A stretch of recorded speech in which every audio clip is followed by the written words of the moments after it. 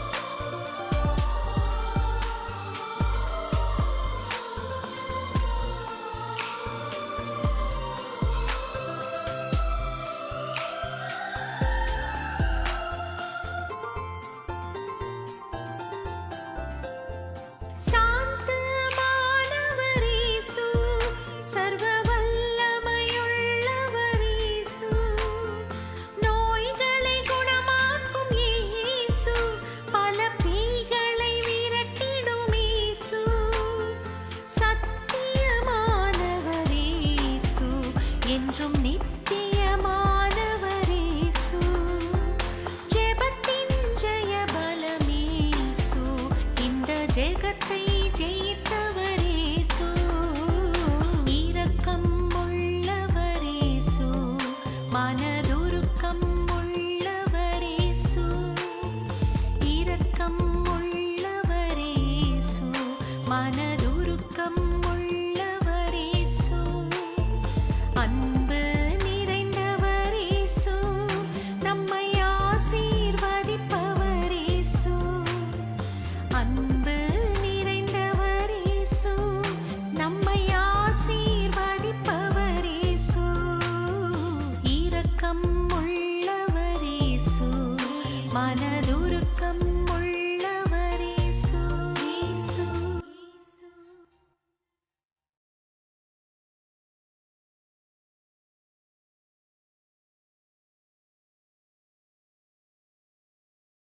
சோத்திரம். நாம் இப்போது கரங்களை தட்டி வரவேற்போம். கர்த்தருடைய வசனத்தை விசுவாசத்தோடு கேட்போம்.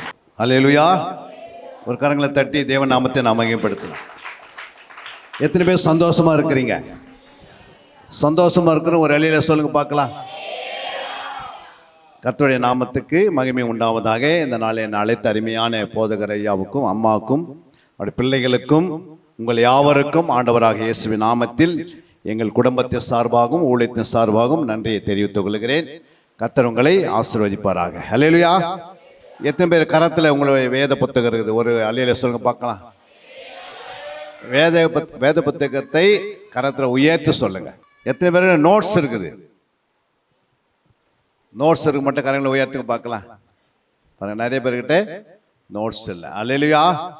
ஏன்னா நீங்கள் எடுக்கிற இந்த மெசேஜ் ஆண்டவர் இங்கே பேசுகிற பலிபீடத்தின் மேல் பேசுகிற ஒவ்வொரு வசனங்களையும் என்ன செய்யணும்? நீங்கள் 52 வாரம் கொடுக்குற மெசேஜ் என்ன பண்ணும்? ஒரு நல்ல டைரி போட்டு நோட் பண்ணி அதை எழுதி உங்களுடைய அலமாரியில் இங்கே வச்சிங்கன்னா பின்னாடி வர சந்ததி பார்க்கும். எங்கள் தாய் என்ன பண்ணியிருக்கிறாங்க? 52 வாரம் மெசேஜ் என்ன பண்ணிக்கிறாங்க? நோட் பண்ணி வந்திருக்கிறாங்க. அல்லேலூயா. எதுக்கு அப்படியே கோழிக்கு இருக்கிற மாதிரி எழுதிட்டு போயிடக்கூடாது. அல்லேலூயா. ஒவ்வொரு வாரமும் ஆண்டவர் பேசுகிறார். அல்லேலூயா. அந்த வசனம் நம்மை தேற்றுகிறது, அது நம்மை உயிர்ப்பிக்கிறது. அல்லேலூயா. அதை நம்மை பலப்படுத்துகிறது. அதனால் இந்த வசனங்களை கவனமாய் கேட்டு என்ன செய்யணும்? உங்களுடைய சிந்தனைகள் சிதறடிக்காதபடி பிசாசானவன். அல்லேலூயா. உங்களுடைய சிந்தனைகளை சிறை பிடிக்கணும் இயேசு கிறிஸ்துக்குள்ள. அல்லேலூயா. உங்களுடைய சிந்தனை எங்கேயும் சிதறாத இருப்பதுக்கு தான் நம்ம என்ன பண்றோம்? இந்த வசனத்தை சொல்லும் போதெல்லாம் நீங்க நோட் பண்றீங்க. அல்லேலூயா. இந்த வசனத்தை கவனமா கேட்கணும். நீங்க மத்தேயு 2ஆம் அதிகாரத்துல அநேகர்கள் என்ன பண்ணியிருக்கிறீங்க? சொன்னீங்க. அல்லேலூயா. அதுல ஒரு கீவேர்டு இருக்குது, மைய வார்த்தை. எத்தனை பேர் அதை பார்த்தீங்க? அதுல ஒரு மைய வார்த்தை 3 இடத்துல திருப்பி திருப்பி ஆண்டவர் சொல்றாரு. அந்த அதிகாரத்துக்கு அதுதான் கீ, அதுதான் சாவி. அல்லேலூயா. அப்ப அந்த மைய வார்த்தை என்ன சொல்லுகிறது அப்படின்னு பார்த்தீங்கன்னா நீங்க அதில் போய் பார்க்கணும். 3 இடத்துல அதுல பார்த்தீங்கன்னா பணிந்து கொள், பணிந்து கொள், பணிந்து கொள். அல்லேலூயா.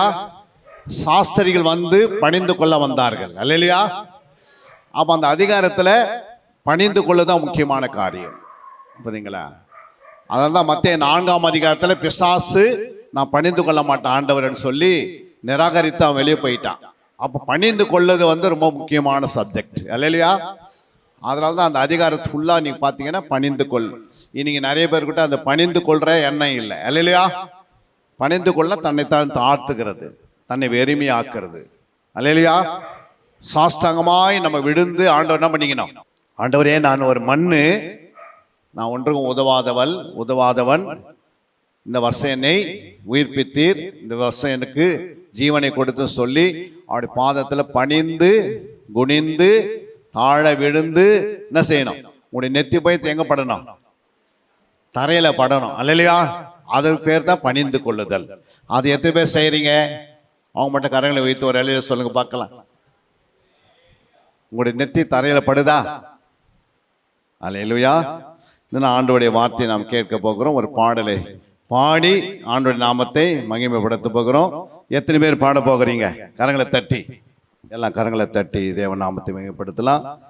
தஞ்சம் தேடி ஓடி வந்தேன் இயேசுவே, என் நெஞ்சம் தொட்டு ஆட்கொண்ட தெய்வமே. தஞ்சம் தேடி ஓடி வந்தேன் இயேசுவே, என் நெஞ்சம் தொட்டு ஆட்கொண்ட தெய்வமே. போற்றுவேன் உம்மை புகழவே, வாழ்த்துவேன் உம்மை வணங்குவேன். கரங்களை தட்டி போற்றுவேன் உம்மை புகழவே, வாழ்த்துவேன் உம்மை வணங்குவே. தஞ்சம் தேடி ஓடி வந்தேன் இயேசுவே, என் நெஞ்சம் தொட்டு ஆட்கொண்ட தெய்வமே. தஞ்சம் தேடி ஓடி வந்தேன் இயேசுவே.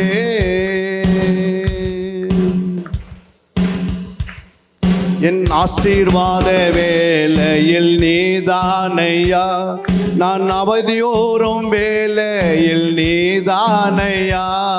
என் ஆசீர்வாத வேளையில் நீதானையா, நான் அவதியூறும் வேளையில் நீதானையா, நிந்தனைகள் என்னை சூழ்ந்தையில் என் சிந்தனையை ஆளும் இயேசுவே, நிந்தனைகள் சொந்த நேரங்களில் என் சிந்தனைகள் ஆளும் இயேசுவே, தஞ்சம் தேடி ஓடி வந்தேன் இயேசுவே, என் நெஞ்சம் தொட்டு ஆட்கொண்ட தெய்வமே, தஞ்சம் தேடி ஓடி வந்தேன் இயேசுவே, என் நெஞ்சம் தொட்டு ஆட்கொண்ட தெய்வமே, தஞ்சம் தேடி ஓடி வந்தேன் இயேசுவே,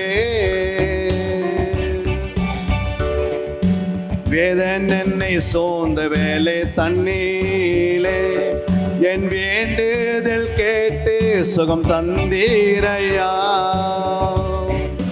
வேதன் என்னை சோர்ந்த வேளில் தண்ணீலே என் வேண்டுதல் கேட்டு சுகம் தந்தீரையா, தாயே போல் என்னை அணைத்தே என் தந்தை போல் என்னை ஆற்றினே, தாயே போல் என்னை அணைத்தே என் தந்தை போல் என்னை ஆற்றினே, தஞ்சம் தேடி ஓடி வந்தேன் இயேசுவே, என் நெஞ்சம் தொட்டு ஆட்கொண்ட தெய்வமே, தஞ்சம் தேடி ஓடி வந்தேன் இயேசுவே, என் நெஞ்சம் தொட்டு ஆட்கொண்ட தெய்வமே, ஆனாதியா நான் அழுத நேரங்களிலே அன்புடன் என்னை விசாரித்தீரையா,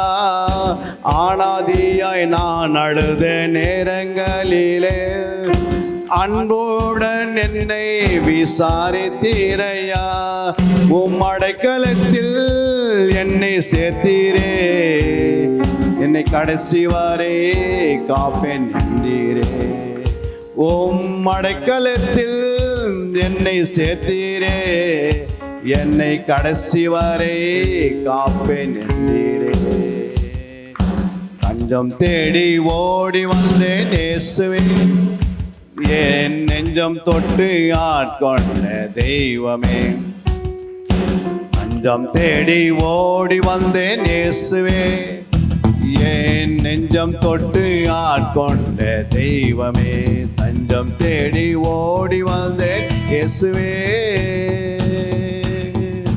நீலையில்லா உலகில் நிலைத்து நிற்போரே, அலையும் மாந்தர் மத்தியில் மாறாத தெய்வமே, நீலையில்லா உலகில் நிலைத்து நிற்போரே, அலையும் மாந்தர் மத்தியில் மாறாத தெய்வமே, உம் பாதமே எனக்கு போதுமே, உம் வேதமே எனக்கு நாதமே, உம் பாதமே எனக்கு போதுமே, உம் வேதமே எனது நாதமே, தஞ்சம் தேடி ஓடி வந்தேன் இயேசுவே, என் நெஞ்சம் தொட்டு ஆட்கொண்ட தெய்வமே, தஞ்சம் தேடி ஓடி வந்தேன் இயேசுவே, என் நெஞ்சம் தொட்டு ஆட்கொண்ட தெய்வமே, போற்றுவேன் உம்மை புகழவே, வாழ்த்துவேன் உம்மை வணங்குவேன், போற்றுவேன் உம்மை புகழுவேன், வாழ்த்துவேன் உம்மை வணங்குவேன், தஞ்சம் தேடி ஓடி வந்தேன் இயேசுவே, என் நெஞ்சம் தொட்டு ஆட்கொண்ட தெய்வமே, தஞ்சம் தேடி ஓடி வந்தேன் இயேசுவே, அல்லேலூயா, தஞ்சம் தேடி இயேசுகிட்ட நம்ம ஓடி வந்திருக்கிறோம், அல்லேலூயா, அவர் நெஞ்சம் தொட்டு நம்மை ஆசீர்வதிக்க போறார், அல்லேலூயா. இந்த நாளில் கூட நாம் ஆண்டவருடைய வார்த்தையை கேட்கும்படியாக தேவ சபை புதிய வருஷத்தில் செய்ய வேண்டியது என்ன? அல்லேலூயா. நம்ம எல்லாம் சபையா இருக்கிறோம். புதிய வருஷத்துல நாம் என்ன செய்ய போகிறோம் என்று லூக்கா எடுத்துக்கொள்ளலாம். லூக்கா 13ஆம் அதிகாரம் 6-9 வரைக்கும். அப்பொழுது அவர் ஒரு உவமையை சொன்னார். ஒருவன் தன் திராட்சை தோட்டத்தில் ஒரு அத்திமரத்தை நட்டிருந்தான். அவன் வந்து அதிலே கனியை தேடின போது ஒன்றும் காணவில்லை. அப்பொழுது அவன் தோட்டக்காரனை நோக்கி, இதோ 3 வருஷமாய் இந்த அத்திமரத்திலே கனியை தேடி வருகிறேன், ஒன்றையும் காணவில்லை. இதை வெட்டி போடு, இது நிலத்தையும் ஏன் கெடுக்கிறது என்றான். அதற்கு அவன், ஐயா, இது இந்த வருஷமும் இருக்கட்டும், நான் இதை சுற்றிலும் கொத்தி எரு போடுவேன். கனி கொடுத்தால் சரி, கொடாவிட்டால் இனிமேல் இதை வெட்டி போடலாம் என்று சொன்னான் என்றார். அல்லேலூயா. இப்போ இந்த ஊமையை எல்லாருக்குமே தெரியும். அல்லேலூயா. அங்க சொல்லப்பட்டிருக்கிறது, அங்கே அப்பொழுது அவர் ஒரு ஊமையையும் சொன்னார். ஒருவன் தன் திராட்சை தோட்டத்தில் ஒரு அத்தி மரத்தை நட்டிருந்தான். அவன் வந்து அதிலே கனியை தேடின போது ஒன்றும் காணப்படவில்லை. அல்லேலூயா. இப்போ இந்த காலகட்டத்தில் கனி கொடுக்கிற காலம் இது. அல்லேலூயா. ஆண்டுடைய வருகை மிக சமயமா இருக்கிறது. ஆண்டுடைய வருகைக்காக சபை ஆயத்தமாய் கொண்டிருக்கிறது. ஆண்டுடைய இந்த ரகசிய வரிகளே நாம் என்ன செய்யணும், நம்ம அந்த ரகசிய வரிகளே போவதற்கு நம்மை பரிசுத்தமாய் காத்துக்கொள்ள வேண்டும். அல்லேலூயா. நம்முடைய தனிப்பட்ட வாழ்க்கையில நம்ம சாட்சியா இருக்கணும், குடும்பத்திலே நாம் சாட்சியா இருக்கணும், அப்புறம் பொதுவான வாழ்க்கையில அப்படின்னா உங்களுடைய வேலை ஸ்தானத்தில் நீங்க எப்படி இருக்கணும், சாட்சியா ஜீவிக்கணும்.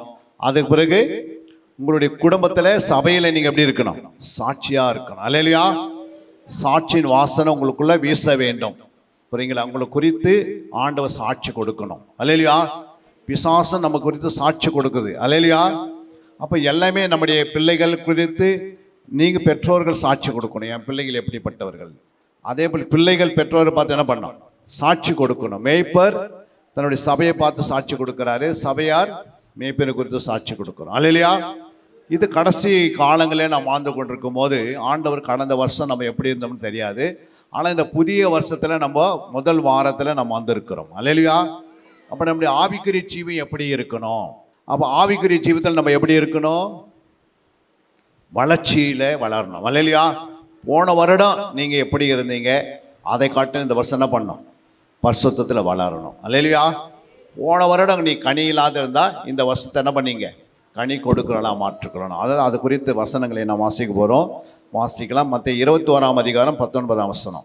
அப்பொழுது வழி அருகே ஒரு அத்தி மரத்தை கண்டு அதன் இடத்துக்கு போய் அதிலே இலைகளை அன்றி வேறு ஒன்றையும் காணவில்லை. இனி ஒரு காலம் உன்னிடத்தில் கனி உண்டாகாதிருக்க என்றார். உடனே அத்தி மரம் பட்டு போயிற்று. அல்லேலூயா. அப்போ நான் அர்த்தம், ஆண்டவர் கனியை தேடுகிறார். அவருக்கு ஒரு பசி உண்டாகும் போது நம்ம என்ன செய்யணும், கனி உள்ளவளா இருக்கிறோமா, சபையில் உட்கார்ந்து இருக்கிறோம், கனி கொடுக்கிறவளா இருக்கிறோமா, அன்பா இருக்கிறோமா, நமக்குள்ள நீடிய சாந்தம் இருக்கிறதா, தாழ்மை இருக்கிறதா, பொறுமை இருக்கிறதா, புரியுங்களா, சந்தோஷம் இருக்கிறதா, இச்சை அடக்கம் இருக்கிறதா, விசுவாசம் இருக்கிறதா, தயவு இருக்கிறதா என்று ஆண்டவன் அப்படி பார்க்கிறாரு. எதுவுமே இல்லாத இருந்தால் ஆண்டவன் என்ன பண்ணுவாரு, அந்த மரம் டக்குன்னு என்ன செய்யும், பட்டு போயிடும். அல்லேலூயா. அது அந்த மரம் பட்டு போகுதுன்னா என்ன அர்த்தம்னா அது சபையை விட்டு வெளியே நீக்கப்படுகிறது. அதனால இந்த வருஷத்துல நம்ம கனி கொடுக்கிறவளா இருக்க வேண்டும். இரண்டாவது நாம் பார்க்கிறாங்க, அங்கே எரேமியா 2ஆம் அதிகாரம் 21ஆம் வசனம் சொல்லுகிறது, நான் உன்னை முற்றிலும் நற்கனி தரும் உயர்குல திராட்சை செடியாக நாட்டினேன், நீ எனக்கு காட்டு திராட்சை செடியின் ஆகாத கொடிகளாய் மாறி போனது என்ன. ஆண்டவர் என்ன பண்ணாரு, நான் உன்னை எப்படி வச்ச சபையில முற்றிலும் நற்கனி தரும் உயர்குல திராட்சை செடியாக நாட்டினேன், நீ எனக்கு எப்படி இருக்கிற, எனக்கு காட்டு திராட்சை செடி ஆகாத கொடிகளாய் மாறி போனது என்ன. அப்போ ஆண்டவர் சொல்றாரு, இந்த இடத்துல நான் உன்னை சபையில எப்படி வச்சிருக்கிறேன், நல்ல தித்திப்பான கனி கொடுக்கறதுக்காக வச்சிருக்கிறேன். நீங்க எப்படி கசப்பான கனி கொடுத்திருந்தா, அப்போ ஆண்டவர் சொல்றாரு, இந்த வருஷம் நீங்க என்ன பண்ணுங்க, மறுபடியும் தித்திப்பான கனி கொடுப்பதற்காக தன்னைத்தானே செய்துக்கணும், சுத்திகரித்துக் கொள்ளணும். அது எப்படி சுத்திகரித்துக் கொள்வது என்று குறித்து நமக்கு தெரிய வேண்டும். அல்லேலூயா. அப்போ இரண்டாவது நாம் பார்க்கிறோம், அங்கே லூக்கா 13ஆம் அதிகாரம் 7ஆம் வசனத்துல, அப்போது அவன் தோட்டக்காரனை நோக்கி, இதோ 3 வருஷமாய் இந்த அத்தி மரத்திலே கனியை தேடி வருகிறேன், ஒன்றும் காணப்படவில்லை. இதை வெட்டி போடு, இது நிலத்தையும் ஏன் கெடுக்கிறது என்றான். அல்லேலூயா. அப்ப என்ன அர்த்தம்? இதுல இருந்து என்ன தெரியுது? 3 வருஷம் அதில் பார்த்துன்னு வராரு. புரியுங்களா? 2021, 22, 23, 24 வரையும் பார்த்தாரு. அல்லேலூயா. ஆனால் என்ன இல்லை, அதில் கனி இல்லை. அப்போ 2025 வந்திருக்கிறோம். அப்போ 2025 நம்முடைய ஆவிக்குரிய ஜீவிதத்தில் கனி இருக்கிறதா நம்மை நாமே ஆராய்ந்து பார்க்கணும். அல்லேலூயா. அப்போ ஆண்டவர் டைம் கொடுக்குறாரு. உடனே வெட்டலை. ஆனால் எத்தனை வருஷம் டைம் கொடுக்குறாரு? 3 வருஷம் டைம் கொடுத்தாரு. இந்த 3 வருஷத்தில் ஒரு ஆத்மாவது நீங்கள் ஆதாயப்படுத்தினீங்களா பார்ப்பார் ஆண்டவர். ஒரு ஆத்மாவது சத்தியத்தை சொன்னீங்களா கேட்பார். அப்போ ஆண்டவர் ஒவ்வொரு நாளும் ஆண்டவருக்கு என்ன செய்யணும்? ஆண்டவருக்காக நம்ம சத்தியத்தை சொல்லணும், நம்ம இயேசு பற்றி சொல்லணும், அவங்களுக்கு முன்னாடி சாட்சியாக வாழணும். அவங்களுக்கு முன்னாடி எப்படி வாழணும்? ஜெபத்தில் வளரணும். இப்படி நம்ம வாழ்க்கையில் வாழ்ந்தாதான் இந்த 2025 நீங்கள் என்ன செய்ய முடியும்? சபையில் நிலைத்திருந்து ஆண்டவருக்காக என்ன பண்ணுவீங்க? நீங்கள் அநேக ஆத்மாக்களை கொண்டு வர முடியும். அல்லேலூயா. அப்போ ஆண்டவர் எதை எதிர்பார்க்கிறாரு? கனிதான் எதிர்பார்க்கிறாரு. புரியுங்களா? அங்கே சொல்லப்பட்டது மத்தேயு 7ஆம் அதிகாரம் 21ஆம் வசனத்தை நீங்க வாசித்து பாருங்க. பரலோகத்தில் இருக்கிற என் பிதாவின் சித்தத்தின்படி செய்கிறவன் பரலோக ராஜ்யத்தில் பிரவேசிப்பான். பிரவேசிப்பேனே அல்லாமல் என்னை நோக்கி கர்த்தாவே கர்த்தாவே என்று சொல்லுகிறவன் அதில் பிரவேசிப்பதில்லை. அப்போ பரலோகத்தில் இருக்கிற பிதாவின் சித்தத்தை என்ன செய்யணும்? நம்ம நிறைவேற்றணும். சித்தனா என்ன? அவர் சித்தத்தை செய்வது என்னன்னா, அவருடைய உள்ளத்துல ஆழத்துல நமக்கு என்ன வச்சிருக்கிறாரு? ஒரு சித்தம் வச்சிருக்கிறாரு. அதை 1 தீமோத்தேயு 2:4 வாசிக்கிறோம். எல்லா மனுஷரும் ரட்சிக்கப்படவும், பாருங்க, எல்லா மனுஷரும் ரட்சிக்கப்படணும். அது ஆண்டவருடைய சித்தம். சத்தியத்தை அறிகிற அறிவையும் அடையவும். அப்போ ஆண்டவர் என்ன சொல்றாரு? எல்லா மனுஷர்களும் ரட்சிக்கப்பட போதும். அப்போ எல்லா மனுஷரும் என்ன பண்ணணும்? ரட்சிக்கப்படும். எல்லா மனுஷனை யாரு? இந்த உலகத்தில் இருக்கிற அத்தனை பேருமே ரட்சிக்கப்படணும்னு இன்னைக்கு 750 கோடி மக்கள் இருக்கிறாங்க. 750 கோடி மக்கள் என்ன பண்ணணும்? ரட்சிக்கப்படணும். புரியுங்களா? யாராவது ரட்சிக்க கூடாது அப்படின்னு நானும் சித்தம் இருக்குதா? அப்போ ரட்சிக்கப்படணும். அந்த ரட்சிக்கப்பட்டவர்கள் யாராவது ஒருத்தர் ரட்சிக்கப்பட்டிருந்தா அவங்க என்ன செய்யணுமா? சத்தியத்தை அறியணுமா? சத்தியத்தை என்ன செய்யணும்? ஆண்டவரை நல்லா நீங்க அறிஞ்சாதான் அவர் சித்தம் நிறைவேறும். நீங்க இந்த வேதத்தை சரியா அறகுறையா அறிஞ்சீங்கன்னா உங்களுடைய வாழ்க்கையில முன்னேற்றம் வராது. அல்லேலூயா. அதனால தான் ஆண்டவர் நம்ம கையில் என்ன எழுதி கொடுத்துருக்கிறாரு? வேத வசனங்கள் எழுதி கொடுத்துருக்கிறாரு. இந்த வேத வசனங்களை அதை இரவு பகலும் தியானிக்கிற புஸ்தகம். அல்லேலூயா. அப்போ யார் சொன்னது? பரிசுத்த ஆவியானவர் சொல்லுகிறாரு, இந்த வேதத்தை இரவு பகலும் என்ன செய்யுங்க? தியானம் பண்ணுங்க. எத்தனை பேர் தியானம் பண்ணுறீங்க? நிறைய பேர் தியானம் பண்ணுறதே இல்லை. அல்லேலூயா. அப்போ தியானம் பண்ணலை அப்படின்னா என்ன பண்ண முடியாது? கனி கொடுக்க முடியாது. 3ஆம் வசனத்தில் கனி நிறைவேறுகிறது. 2ஆம் வசனம் தியானம் சொல்கிறாரு. 1ஆம் வசனத்தில் நீ எங்கே உட்காரன்னு எங்கே உட்காரக்கூடாதுன்னு சொல்கிறாரு. துன்மார்க்கனுடைய ஆலோசனையில் நடவாமல், பாவிகளின் வழியிலே நில்லாமல், பரியாசக்கார உட்காரத்தில் உட்காராமல் என்ன செய்யணுமா? அவருடைய வேதத்தில் இரவும் பகலும். அப்போ தியானம் இல்லாமல் கனி என்ன பண்ணாது? உருவாகாது. அப்போ தியானிக்கல் அப்படின்னா நீங்கள் தேவ பிதாவின் சித்தத்தை செய்ய முடியாது. உங்களுடைய வயிற்றுக்காகவே இங்கே வருவீங்க, இம்மைக்காக வருவீங்க, இம்மைக்காகவே என்ன பண்ணுவீங்க? இந்த உலகத்தில் வாழ்ந்துருவீங்க. இம்மைக்காக பொருள் பணம் எதுவுமே நமக்கு நிலைத்திருக்காது. அல்லேலூயா. எது நிலைத்திருக்குன்னா நீ கொடுக்குற பாரு கனி, அது மட்டும் தான் நிலைத்திருக்கும். அதுதான் பிதாவின் சித்தம். அப்போ உனக்குள்ள கனி இல்லை அப்படின்னா நீங்கள் வரிகள் என்ன பண்ண முடியாது? போக முடியாமல் யூதாசு 3 வருஷம் ஆண்டவரோடு கூட இருந்தான். எத்தனை வருஷம்? 3 வருஷம் இருந்தான். ஆனால் அவன் என்ன பண்ணான்? அவனுக்கு மரணம் எப்போ வருதுன்னா திருவந்தேடுற அன்னைக்கு தான் வந்தது மரணம். என்னைக்கு வந்தது? திருவந்து என்னைக்கு எடுத்தானோ அன்றைக்கி என்ன ஆயிடுச்சு? அவன் அன்றைக்கி தான் பிசாசு உள்ளே போந்துட்டான். ஏன் அப்படின்னா அவன் சுபாவம் மாறல. 3 வருஷமாக காக்கிற ஆண்டு பார்க்குறாரு, உனக்குள்ளே என்ன இல்லை? பண ஆசையும் எடுத்துருப்பா வெளியே. பண ஆசை ஒன்று வச்சிருக்கிற உள்ள சிலருக்குள்ளே பெருமை இருக்கும், சிலருக்குள்ளே அகந்த இருக்கும், சிலருக்குள்ளே கீழ்ப்படியாமல் தன்மை இருக்கும், சிலருக்குள்ளே என்ன இருக்கும்? போராமை இருக்கும். சிலருக்குள்ளே என்ன பண்ணும்? மற்றவங்களை விரோதமாக பேசும், கோவப்படுவாங்க, எரிச்சல் அடைவாங்க. சிலருக்குள்ளே விபச்சார சிந்தை, சிலருக்குள்ளே வேசித்தனத்து சிந்தை, சிலருக்குள்ளே பண ஆசை, சிலருக்குள்ளே கீழ்ப்படியாமல் தன்மை, சிலருக்குள்ளே லேட்டாக வர்றது, இஷ்டம் போல வர்றது ஆலயத்துக்கு. இதெல்லாம் கர்த்தர் கவனிச்சுனே இருப்பார். அல்லேலூயா. ஆண்டோடைய சமூகத்துக்கு வரும்போது எப்படி வரணும்? பயபக்தியாக வந்து ஆண்டோடைய பாதத்தில் ரட்சிப்பு நிறைவேற அதுக்காக பிரயாசப்படணும். இந்த காரியம்லாம் இல்லவே உள்ளே இருக்காது. அப்போ என்ன பண்ணணும் நம்ம? ஆண்டவரே என்னை என்ன பண்ணுங்க, இந்த வருஷம் நான் என்ன பண்ணுறேன், உன் சித்தத்தை செய்கிறேன் அப்படி கேட்பார் ஆண்டவர். புரியுங்களா? அதனால தான் வந்துட்டு யாரும் ஒருத்தர் மரணம் வருதுன்னா ஏன் வருதுன்னா அது கனி இல்லைன்னா அப்படி என்ன பண்ணோம், டக்குன்னு பார்ப்பார் 3 வருஷம். ஓ என் சித்தம் இல்லை, அப்போ இந்த சபையில் உட்காந்து என்ன பிரயோஜனம்? அந்தமான் நிக்கோபார்னு ஒரு இடம் இருக்குது. எத்தனை பேர் தெரியும் அந்தமான் நிக்கோபார்? அந்த நிக்கோபாரில் வந்து பார்த்தீங்கன்னா சுனாமி வந்தது. அதுக்கு முன்னாடி பூமி அதிர்ச்சி வந்தது. இதே மாதிரி சபை உட்காந்து என்ன பண்ணியிருந்தா ஆராதனை பண்ணினே இருந்தாங்க. புரியுங்களா? அந்த பாஸ்டர் என்ன பண்ணிக்கிறாரு, மெசேஜ் கொடுத்துருந்துருக்கிறாரு. பாஸ்டர் எல்லாம் அப்படியே உட்காந்துருக்குறாங்க லைனாக. புரியுங்களா? இப்போது சுனாமி வரும்போது பார்த்தீங்கன்னா சபையில் இருந்தவங்களும் முடுங்கிட்டாங்க. பாஸ்டர் தவிர சபையில் அத்தனை பேர் போயிட்டாங்க. அதுக்கடுத்து நீங்கள் பார்த்தீங்கன்னா ஊரில் இருக்கிற யாருமே இல்லை. அந்த நிக்கோபார் முழுமையாக மூடிடுச்சு. ஒரே ஒரு பாஸ்டர் மட்டும் தான் தப்பிச்சு வெளியே வந்தார். ஏன்னா அவருக்கு ஒருத்தருக்குள்ளே தான் அந்த கனி இருந்தது, சித்தம் செய்தா இருந்தது, ஆத்மா ஆதாயம். அல்லையா? அப்போ பாருங்கள் எல்லாமே போயிடுச்சு. ஏன் போயிடுச்சு? யாருமே ஆண்டுக்குள்ளே என்ன பண்ணல, கனி இல்லை. ஆனால் யாருமே என்ன பண்ணல, ஆண்டர் பாதுகாக்க முடியல. கனி இருந்தால் என்ன பண்ண முடியும், பாதுகாக்க முடியும். லோத்துக்குள்ளே வந்து கனி இருந்தது, மற்ற யாருடைய கனி இல்லை. அதெல்லாம் என்ன ஆச்சு, எல்லா தேசத்தையும் என்ன பண்ண, அவனை மட்டும் தூக்கிட்டு மீறி எல்லாரும் அழிச்சிட்டார் ஆண்டவர். அதுமாரி அந்த ஊழியக்காரன் மட்டும் ஆண்டவர் என்ன பண்ணிட்டாரு, எடுத்துட்டாரு. வரப்போகிற நாட்கள் பயங்கரமான நாட்கள். புரியுங்களா? தேசத்தில் அந்த மாதிரி வியாதிகள் நோய்கள்லாம் வரும், வாத நோய்கள் வரும், கொரோனா மேலே கொரோனா வரும். எதுக்குமே மருந்து இருக்காது ஹாஸ்பிட்டலில். அப்போ ஒரே ஒரு மருந்து எதுனா ஜபம், சத்தியம். அல்லையா? எங்கே ஜபம் இருக்குதோ அவங்களாம் தப்பிச்சிடுவாங்க. எங்கே சத்தியம் இருக்குதோ அவங்க தப்பிப்பாங்க. சத்தியம் எங்கே கண்ணி இருக்குதோ அவங்க தப்பிப்பாங்க. மீதி எல்லாம் என்ன பண்ணோம்? புரியுங்களா? அந்த இதில் பயத்திலே போயிடுவாங்க பாதி பேர். அந்த கொரோனாவுடைய பயம் வந்துச்சுனாவே என்ன பண்ணோம்? ஏன் அப்படின்னா கனி இல்லை. பிதாவி சித்தம் நமக்கு ஆண்டு கொடுத்தாரு, வருஷம் வருஷம் சொல்லினே வராரு, என் சித்தத்தை செய், என் சித்தத்தை செய், என் சித்தத்தை செய்கின்றாரு. நம்ம என்ன பண்ண, கனி கொடுக்குறதே இல்லை. அதனால தான் 7ஆம் அதிகாரம் 20ஆம் வசனம் நீ வாசித்து பாருங்க. மத்திய 7:20. அவருடைய கனிகளால் என்ன பண்ண முடியும், அறிவீர்கள். புரியுங்களா? கனிகளால் தான் ஒருத்தர் அறிய முடியும். புரியுங்களா? கனி இல்லை அப்படின்னா பிதாவி சித்தம் நிறைவேறாது. புரியுங்களா? நம்ம இங்கே ஆண்டவர் நம்முடைய இருதயங்களை ஆராய்ந்து பார்க்கிறாரு. அல்லேலூயா? நம்முடைய மனசை பார்க்கிறார் ஆண்டவர், நம்முடைய உள்ளத்தை பார்க்கிறாரு, நம்முடைய சிந்தனைகளை பார்க்கிறாரு, நம்முடைய எல்லா விதமான யோசனைகளை பார்க்கிறாரு, நம்ம நடையை பார்க்கிறாரு, நம்ம உடையை பார்க்கிறாரு, நம்முடைய உட்காருதல் பார்க்கிறாரு, எழுந்து கொள்றதை பார்க்கிறாரு. ஆண்டவர் எல்லாவற்றையும் என்ன பண்ணுறாரு, செய்கலாம் பார்த்துனே வராரு. டைம் கொடுக்குறாரு.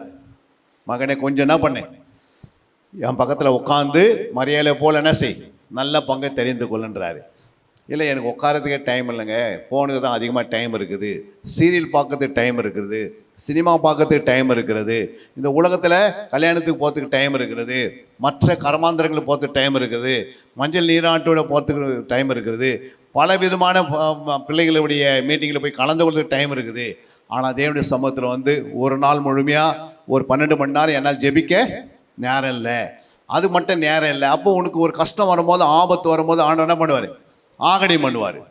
அல்லையா? நான் கூப்பிடும் போதெல்லாம் நீ வரலை, நான் சொல்லும் போதெல்லாம் நீ வந்து என் பாதத்தில் உட்காரலை, நான் சொல்லும் போதெல்லாம் நீ ஜெபிக்கலை, நான் கஷ்டப்படுற நேரத்தில் நான் தேடி வரும்போதெல்லாம் நீ என்ன பண்ண, என்னை விட்டு விலகி ஓடனே. இப்போ உனக்கு ஏதோ கஷ்டம் வரும்போது மட்டும் என்ன பண்ணுற, என்னை தேடி வரைய சொல்லி ஆண்டவர் என்ன பண்ணுறாரு, நீ என்னை தேடினால் கண்டாடியவர்கள், என்னை விட்டு விட்டா நான் என்ன பண்ணுவேன், பர்மனெண்ட்டாகவே விட்டுடுவேன்றார் ஆண்டவர். அல்லையா? அப்போ ஆண்டவர் தேடி வரணுன்னு எப்படி கனி கொடுக்கணும். இந்த காலம் வந்து கனி கொடுக்குற காலங்கள். அல்லையா?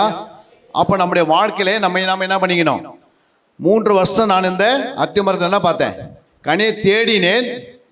அங்கே என்ன இல்லை, அது என்ன பண்ணுது, கனியும் கொடுக்க மாட்டேங்குது, அந்த நிலத்தை என்ன பண்ணுது, கெடுக்குது, அந்த சபையை கெடுக்குது, மக்களை கெடுக்கிறது, வரங்களை தடை பண்ணுது, எதிர்க்குது, போராடுது. மற்றவங்களுக்கு முன்னாடி பண்ண பாஸ்டருக்கு விரோதமாக, பிள்ளைகளுக்கு விரோதமாக, சபைக்கு விரோதமாக போய் அங்கங்கே என்ன பண்ணுது, களவா பேசுது, பாஸ்டர் குறித்து அவர்களுக்கு. அதுதான் ஆண்டவர் சொல்றாரு, அது கெடுக்கிறதாக சபையை. நீங்கள் சபையை கெடுக்கக்கூடாது. அல்லையா? நம்ம யாருக்கும் இடரலாத வாழ்க்கணும். அல்லையா? யாருக்கு என்ன இருக்கக்கூடாது, இடரலாக இருக்கக்கூடாது. இடரல் உண்டாளுக்கு ஐயோன்றார் ஆண்டவர். அப்போ மற்றவங்களுக்கு முன்பாக நம்ம சாட்சியாக இருக்கணும். நம்மளை பார்த்தா கிறிஸ்து பார்க்குற மாதிரி இருக்கணும். அல்லையா? உனக்குள்ள யார் இருக்கணும், கிறிஸ்து இருக்கணும். புரியுங்களா? வேற யாரும் இருக்கிறாங்களே இல்லையோ, ஆனால் யார் இருக்கணும், கிறிஸ்து இருக்கிறாரா, இயேசு உள்ள இருக்கிறாரா, உனக்குள்ள வாசம் பண்றாரா, நீ ஆராய்ந்து பார்க்கணும், எனக்குள்ள இயேசு இருக்கிறாரா இல்லையா. அப்படி இல்லைன்னா நான் என்ன செய்யணும்? அதுக்காக பிரயாசப்படணும், அதுக்காக முயற்சி பண்ணணும், அதுக்காக என்ன செய்யணும்? ஆண்டவரே இந்த வருஷம் என்ன பண்ணுங்க, எனக்குள்ள வாங்கப்பா, எனக்குள்ள வந்து என்னை நடத்துங்க, உம்முடைய சித்தத்தின்படி நான் செய்யணும், எனக்கு வேற எந்த சித்தம் வேணாப்பா, இந்த உலக சித்தம் வேணாம், ஊரில் இருக்கிற சித்தம் வேணாம், எங்களுடைய குடும்பத்து சித்தம் கூட வேணாம், உம்முடைய ஒரே சித்தத்தை நான் நிறைவேற்றணும். நீ வரும்போது நான் உன்னோட கூட என்ன பண்ணணும்? பரலோகத்துக்குள்ள நுழையணும். எல்லாருக்கும் டைம் கொடுக்குறார் ஆண்டவர். அப்போ அதன்படி நம்ம நடக்கிறோமா இல்லையான்னு நம்மை நாமே ஆராய்ந்து பார்க்க வேண்டியது அவசியம். லூக்கா 3ஆம் அதிகாரத்தில் 9 வாசிக்கலாம். 3:9. இப்பொழுதே கோடாரியானது மரங்களின் வேரருகே வைத்திருக்கிறது, ஆகையால் நல்ல கனி கொடாத மரம் எல்லாம் வெட்டுண்டு அக்னியிலே போடப்படும் என்றார். பாருங்க என்ன சொல்றாரு, இப்பொழுதே. இப்பொழுதுனா இப்போ இந்த நேரத்தில் என்ன பண்ணிடுது? கோடாலி உங்க பக்கத்தில் இருக்குது, ரெடியா இருக்குது. பக்கத்தில் பாருங்க, உங்களுக்கு வலது பக்கத்தில் என்ன இருக்குது? இப்பொழுதே கோடாரியானது மரங்களின் வேரருகே வைத்து, அப்படின்னா நம்ம ஒரு மரம் மாதிரி இங்க உட்கார்ந்து இருக்கிறோம், வேரருகே வைத்திருக்கிறது, ஆகையால் நல்ல கனி கொடாத மரமெல்லாம் வெட்டுண்டு அக்னியிலே போடப்படும் என்றான். அல்லேலூயா. அப்ப நல்ல கனி கொடுக்காத மரம்லாம் எதுக்கு? சபையில் உட்காந்து சபையை தீட்டுப்படுத்துது, சபைக்கு வரவங்களே வேதனைப்படுத்துது, சபைக்கு வரவங்களே என்ன பண்ணுது? போட்டு தள்ளுது, ஏதாவது சொல்லினே இருக்குது. அல்லேலூயா. ஆனா ஆண்டவர் என்ன சொன்னாரு? என்னுடைய பாதத்தில் வாங்க, என்னை கற்றுக்கொள்ளுங்க அப்படின்னு சொல்றாரு ஆண்டவர். அப்போ அவரிடத்துல என்ன பண்ண? நம்ம வந்து கற்றுக்கொள்ளணும். அல்லேலூயா. இயேசுவை நம்ம கற்றுக்கொள்ளணும். புரியுங்களா? சும்மா பைபிள் அப்படியே வாசிக்கிறதுனால இல்லை, அதை தேடி வாசிக்கணும் அப்படின்னு பிதா சொல்லியிருக்கிறாரு. யார் சொன்னது? நமக்கு ஒரு பிதா இருக்கிறாரு, அவர் என்ன சொல்லிட்டு போயிட்டாரு? என் வேத வசனங்களை என்ன பண்ணுங்க? தேடி வாசிக்கினாரு. அப்போ நம்ம தேடி வாசிக்கிறோமா? தேடி வாசிக்கிறோமா? நம்ம ஆராயணும். ஐயோ பிதாவினுடைய நான் பார்த்ததே இல்லை, நான் சொல்கிறத நான் கேட்க மாட்டேன் அப்படின்னு நீங்கள் போயிட்டீங்கன்னா ஒரு நாள் ஆண்டவர் பிதாவுக்கு முன்னாடி நிற்கும் போது கணக்கை கேட்பார். இரண்டாவது இயேசு சொன்னார், என் வேத வாக்கியங்களை ஆராய்ந்து பாருங்கள், அப்போது உங்களுக்கு நித்திய ஜீவன் உண்டு. அப்போ வேத வாக்கியம் நான் என்ன பண்ண மாட்டேன்? நான் ஆராய்ந்து பார்க்க மாட்டேன். நீ சொல்கிற நான் செய்யறதுக்கு ஆள் இல்லை. நான் என்ன படிப்பேன்? பைபிளை என்ன பண்ணுவேன்? படிப்பேன். படிக்கிறதுனால என்ன உண்டு? அதிக படிப்பு உடலுக்கு இளைப்பு, வேதனை, பலவீனம் வந்துடும், சோர்வு. நீங்கள் அதிகமாக பைபிளை படிச்சுனே இருக்க பாருங்கள், ஆட்டோமேட்டிக்காக உங்களுக்கு பலவீனம் வந்துடும். ஏன்னா அதிக படிப்பு உடலுக்கு இளைப்பு கொண்டு வந்துடும். அப்போ இளைப்புக்காக இல்லை, இது வேதம் படிக்கிற புத்தகம் இல்லை, உலக புத்தகம் வந்து படிக்கிற புத்தகம், இது வந்து தேடி வாசிக்கிற புத்தகம். அல்லேலூயா. இது பரிசுத்த புத்தகம். இந்த புத்தகத்தை என்ன செய்யணும்? தேடி வாசிக்கிறதுக்கு தன்னை அர்ப்பணிக்கணும், தியானித்து வாசிப்பதற்கு தன்னை அர்ப்பணிக்கணும், ஆராய்ந்து வாசிப்பதற்கு தன்னை அர்ப்பணிக்கணும். ஏதோ சும்மா அப்படியே கடமைக்காக நீங்கள் வாசித்து போனீங்கன்னா 30 வருஷம் இல்லை 100 வருஷம் நீங்கள் ஆலயத்தில் உட்காந்தா கூட கனி கொடுக்கவே முடியாது. புரியுங்களா? ஏன் கணிக்க முடியாது? இதை என்ன பண்ணுறது? ஆண்டு சொன்ன அந்த பார்மலா விட்டுட்டு கணக்கு எப்படி போட்டாலும் வருமா? இந்த சபை மட்டும் இல்லை, உலகத்தில் எந்த சபை இருந்தாலும் வரைகள் போனேன்னா ஆண்டு சொன்ன அந்த வசனத்தின்படி பரலோகத்துக்குள்ள நுழையணும். அப்படின்னா பிதா சொன்னார். என்னன்னு சொன்னாரு? கர்த்தருடைய புஸ்தகத்திலே தேடி வாசியுங்கள், இது ஒன்றும் ஜோடி இராது. அப்படி ஆவி இதை சொல்லிற்று. அல்லேலூயா. அப்ப பிதா சொன்னதுக்கு நம்ம கீழ்ப்படியணும். இரண்டாவது இயேசு சொல்லிட்டாரு, யோவான் 5:39 படி வேத வாக்கியங்களை ஆராய்ந்து பாருங்கள், அப்போது உங்களுக்கு நித்திய ஜீவன் உண்டு என்று என்னை குறித்து சாட்சி கொடுக்கல இந்த வசனங்களே வேதமே அப்படின்றாரு. அப்போ வேத வாக்கியங்களை என்ன பண்ணமா? ஆராய்ந்து பார்க்கணும். யார் ஆராய்ந்து பார்ப்பாங்க? யாருக்குள்ள பரிசுத்த ஆவி இருக்கிறாரோ அவங்க தான் ஆராய்ந்து பார்ப்பாங்க. பரிசுத்த ஆவியானவர் ஒருத்தருக்குள்ள இல்லை அப்படின்னா இந்த வேதத்தை என்ன பண்ண முடியாது? ஆராய்ந்து பார்க்க முடியாது. ஆனால் நம்ம பேர் என்ன வச்சிருக்கிறோம் சபையில்? ஆவிக்குரியவர்னு சொல்கிறோம். ஆனால் ஆவிக்குரியவர் எல்லாவற்றையும் ஆராய்ந்து நிதானிக்கிறார்கள். என்ன பண்ண? ஆவிக்குரியவர்கள் ஆராயணும். அப்போ ஆராய்ந்து எங்கே ஆராய்வாங்க? நம்முடைய ஆவியில் ஆராய்வாங்க. நம்முடைய ஆவியில் பரிசுத்த ஆவியானவர் வந்து கலந்துடுறாரு. அப்போ நம்முடைய ஆவி என்ன பண்ணுது? ஆராய்ந்து ஆத்மாவை பலப்படுத்துது. ஏன்னா ஆத்மா வந்து சென்டர் பகுதி, ஆத்மா கீழே சரீரம் இருக்கிறது, ஆத்மாவுக்கு மேலே ஆவி இருக்கிறது. இந்த ஆவியில் ஆராய்ந்து உள்ளான இருக்கிற அந்த மனுஷன் இருக்கிறான் பாருங்க, ஆத்மா மனுஷன், இதை தான் வரிகளை போகும். இதுதான் வந்து என்ன பண்ணுது? இந்த உள்ளான மனுஷனுக்கு நாளுக்கெல்லாம் என்ன பண்ணாது? புதிதாக்கப்படணும். வெளியே இருக்கிற மனுஷன் நாளுக்கு நாள் அடிக்கப்படணுன்றாரு. வெளியே இருக்கிற மனுஷன் நாளுக்கு நாள் அழியணும், உள்ள இருக்கிற மனுஷன் நாளுக்கு நாள் வளரணும். அல்லேலூயா. அதுதான் 2 கொரிந்தியர் 4:16 வாசிக்கிறோம் பாருங்க. ஆழப்படியினாலே நாங்கள் சோர்ந்து போகிறதில்லை. எங்கள் புறமான மனுஷனானது அழிந்தும் உள்ளான மனுஷனானது நாளுக்கு நாள் புதிதாக்கப்படுகிறது. அல்லேலூயா. இந்த நாளுக்கு நாள் இப்போ எனக்கு 61 வயசாகிடுச்சு, இன்னைக்கு 62 ஆக போகுது. பிறகு இந்த 62 வயசில் என்னுடைய தலைமுடி என்ன ஆகுது? கொஞ்சம் கொஞ்சமாக கலர் மாறுது. என்னுடைய கண்ணு கொஞ்சம் கொஞ்சமாக என்ன பண்ணுது? பெலனை குறையுது. என்னுடைய கிட்னி கொஞ்சம் கொஞ்சமாக என்ன பண்ணுது? மைனஸில் போகுது. புரியுங்களா? லிவர் எல்லாமே கொஞ்சம் கொஞ்சமாக வயசு ஆக ஆக என்ன பண்ணோம்? என்னுடைய சரீரத்தினுடைய இந்த எல்லா சரீரத்தினுடைய இந்த ஸ்கின்லாம் என்ன பண்ணோம்? அப்படியே சுருங்கும். புரியுங்களா? நடையெல்லாம் கொஞ்சம் வேகமாக நடக்க முடியாது, ஓட முடியாது. ஏன் அப்படின்னா நான் அழிவுக்கு முன்னாடி ஓடிக்கொண்டிருக்கிறேன். அல்லேலூயா. கொஞ்சம் கொஞ்சமாக ஆக வயசு ஆக ஆக ஆக ஆக ஆட்ட ஒரு பக்கம் சரீரம் தானே அழிஞ்சிருது. அல்லேலூயா. ஆனால் ஆண்டவர் அந்த அழிவு சொல்லலை. அவர் என்ன சொல்கிறாருன்னா, உனக்குள்ளுக்கிற பாவத்தை அழிச்சிடுப்பா. முந்தின மனுஷனாகிய ஆதாம் உள்ள இருக்கிறான், அவனுடைய சுபாவங்களை விட்டு இருந்தா என்ன பண்ணு? அது அழிக்கப்படணும். வாசிகள் அந்த வசனத்தை. கொலோசியர் 3ஆம் அதிகாரம் 9ஆம் வசனம் சொல்லுகிறது, ஒருவருக்கொருவர் பொய் சொல்லாதிருங்கள். பழைய மனுஷனையும் அவன் செய்கைகளையும் கலைந்து போட்டு. பாருங்க, ஒருவருக்கொருவர் என்ன பண்ண கூடாது? பொய் சொல்லாதிருங்கள். பழைய மனுஷனையும் அவன் செய்கைகளையும் என்ன பண்ணணும்? கலைந்து போடணும். உள்ளே நீங்க அப்படியே வச்சிருந்தீங்கன்னா அப்ப வெளியே இருக்கிற மனுஷன் தான் இந்த ஆதாம் என்று சொல்கிற சுபாவங்கள். அப்ப வெளியே இருக்கிற மனுஷன் நாளுக்கு நான் என்ன பண்ணோம்? ஒழிக்கணும், அழிக்கணும். இப்ப நீங்க சொல்லலை பாவம் என்னை விட்டு விலகி போ அப்படின்னா என்ன பண்ணாது? போகாது. புரியுங்களா? பாவத்தை என்ன பண்ண முடியாது? விலகி போனா போவாது. ஆனா பாவத்தினுடைய ஆவி அசுத்தாவி உள்ள இருந்தா போனா போயிடும்.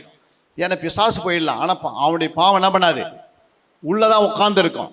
அதை நீங்க என்ன பண்ண? வசனத்தை அனுப்பி குணமாக்கணும். புரியுங்க? சுகமாக்குறது சரீரத்துல, குணமாக்குறது இருதயத்துல. அல்லேலூயா. அப்ப நல்லா குணசாலியா மாறணும் அப்படின்னா என்ன பண்ணோம்? உள்ள இருக்கிற சுபாவங்கள் நாளுக்கு நாள் என்ன பண்ணோம்? அந்த மனுஷன் உள்ள உட்கார்ந்து இருப்பான். ஆதாம் என்ற ஒரு மனுஷன், அவனுக்குள்ள பொய் என்றது சுபாவம் இருக்கிறது. அது தானே போமா, அதை கலைந்து போடணும். 1 பேதுரு 2ஆம் அதிகாரம் 1ஆம் வசனம் சொல்லுது, இப்படி இருக்க கர்த்தர் தயவுள்ளர் என்பதை நீங்கள் ருசித்து பார்த்து உண்டானால் சகல துர்குணத்தையும் சகலவித கபடத்தையும் வஞ்சகங்களையும் போராமைகளும் சகலவித புறங்கூறுதலையும் ஒழித்து விட்டு போதும். அப்ப என்ன பண்ணா? இது ஒழித்து விடும். சும்மா போமா? இது நம்ம விட்டு போமாவா?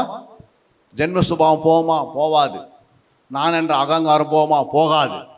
புரியுங்களா? இது ஒழித்து விடுனா நம்ம என்ன செய்யணும்? இதுக்காக சுத்திகரிப்பு இருக்கிறது. அல்லேலூயா. வசனத்தினால சுத்திகரிக்கணும், அவருடைய ஆவினால சுத்திகரிக்கணும், ரத்தத்தினால சுத்திகரிக்கணும், அவருடைய ஜலத்தினால் சுத்திகரிக்கணும், அவருடைய வார்த்தையினால் சுத்திகரிக்கணும். ஆண்டவரே என்னை சுத்திகரி என்றது சுத்திகரிக்கே என்ன பண்ண? ஒரு நாள் ஜபம் போட்டு நடத்தணும். அல்லேலூயா. இப்படி நம்முடைய வாழ்க்கையில ஜப ஜீவியம் பெருகியே இருக்கணும். இது சுத்திகரிப்பு பெருகணும். கொஞ்சம் கொஞ்சமா நாளுக்கெல்லாம் என்ன செய்யணும்? நீங்க வளர்ந்துக்கினே வரணும். அல்லேலூயா. அப்போ நாளுக்கு நாள் உள்ளான மனுஷன் புதிதாக்கப்பட வேண்டும். புதிய சிருஷ்டிப்பின் சாயல் அடையணும். மரபு செயலுக்கு ஆயத்தமாயிடணும். அல்லேலூயா. அப்போ இது ஒரே டக்குன்னு நடக்காது.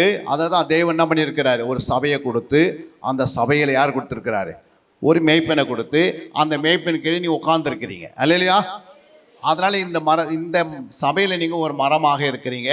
அந்த மரத்தில் கனி பார்க்கணும். அடிக்கடிக்கு தேவையில்லாத ஒவ்வொரு இடத்துல போய் நீங்கள் உட்காந்து என்ன பண்ண முடியாது? இந்த மரத்தை பிடிக்கின்னு போய் வேற இடத்துல நட்டானாவாது, வராது. ஏன்னா உங்களுடைய பேர் எங்கே இருக்குது? ஜீவ புஸ்தகத்தில் இருக்கிறது. உங்களுடைய மேய்ப்பர் பேர் இந்த ஜீவ புஸ்தகத்தில் இருக்கிறது. நீங்கள் பரலோகத்தில் சபை பேர் இருக்கிறது. அல்லேலூயா. அப்போ நாளுக்கெல்லாம் என்ன பண்ணது? நீங்கள் புதிதாகினே இருக்கணும். அப்போ இதுக்கு புதிதாகன சும்மா என்ன பண்ண முடியாது? டக்குன்னு புதிதாக முடியாது. இந்த வேதத்துக்குள்ளுகிற வசனங்கள் என்ன செய்யணும்?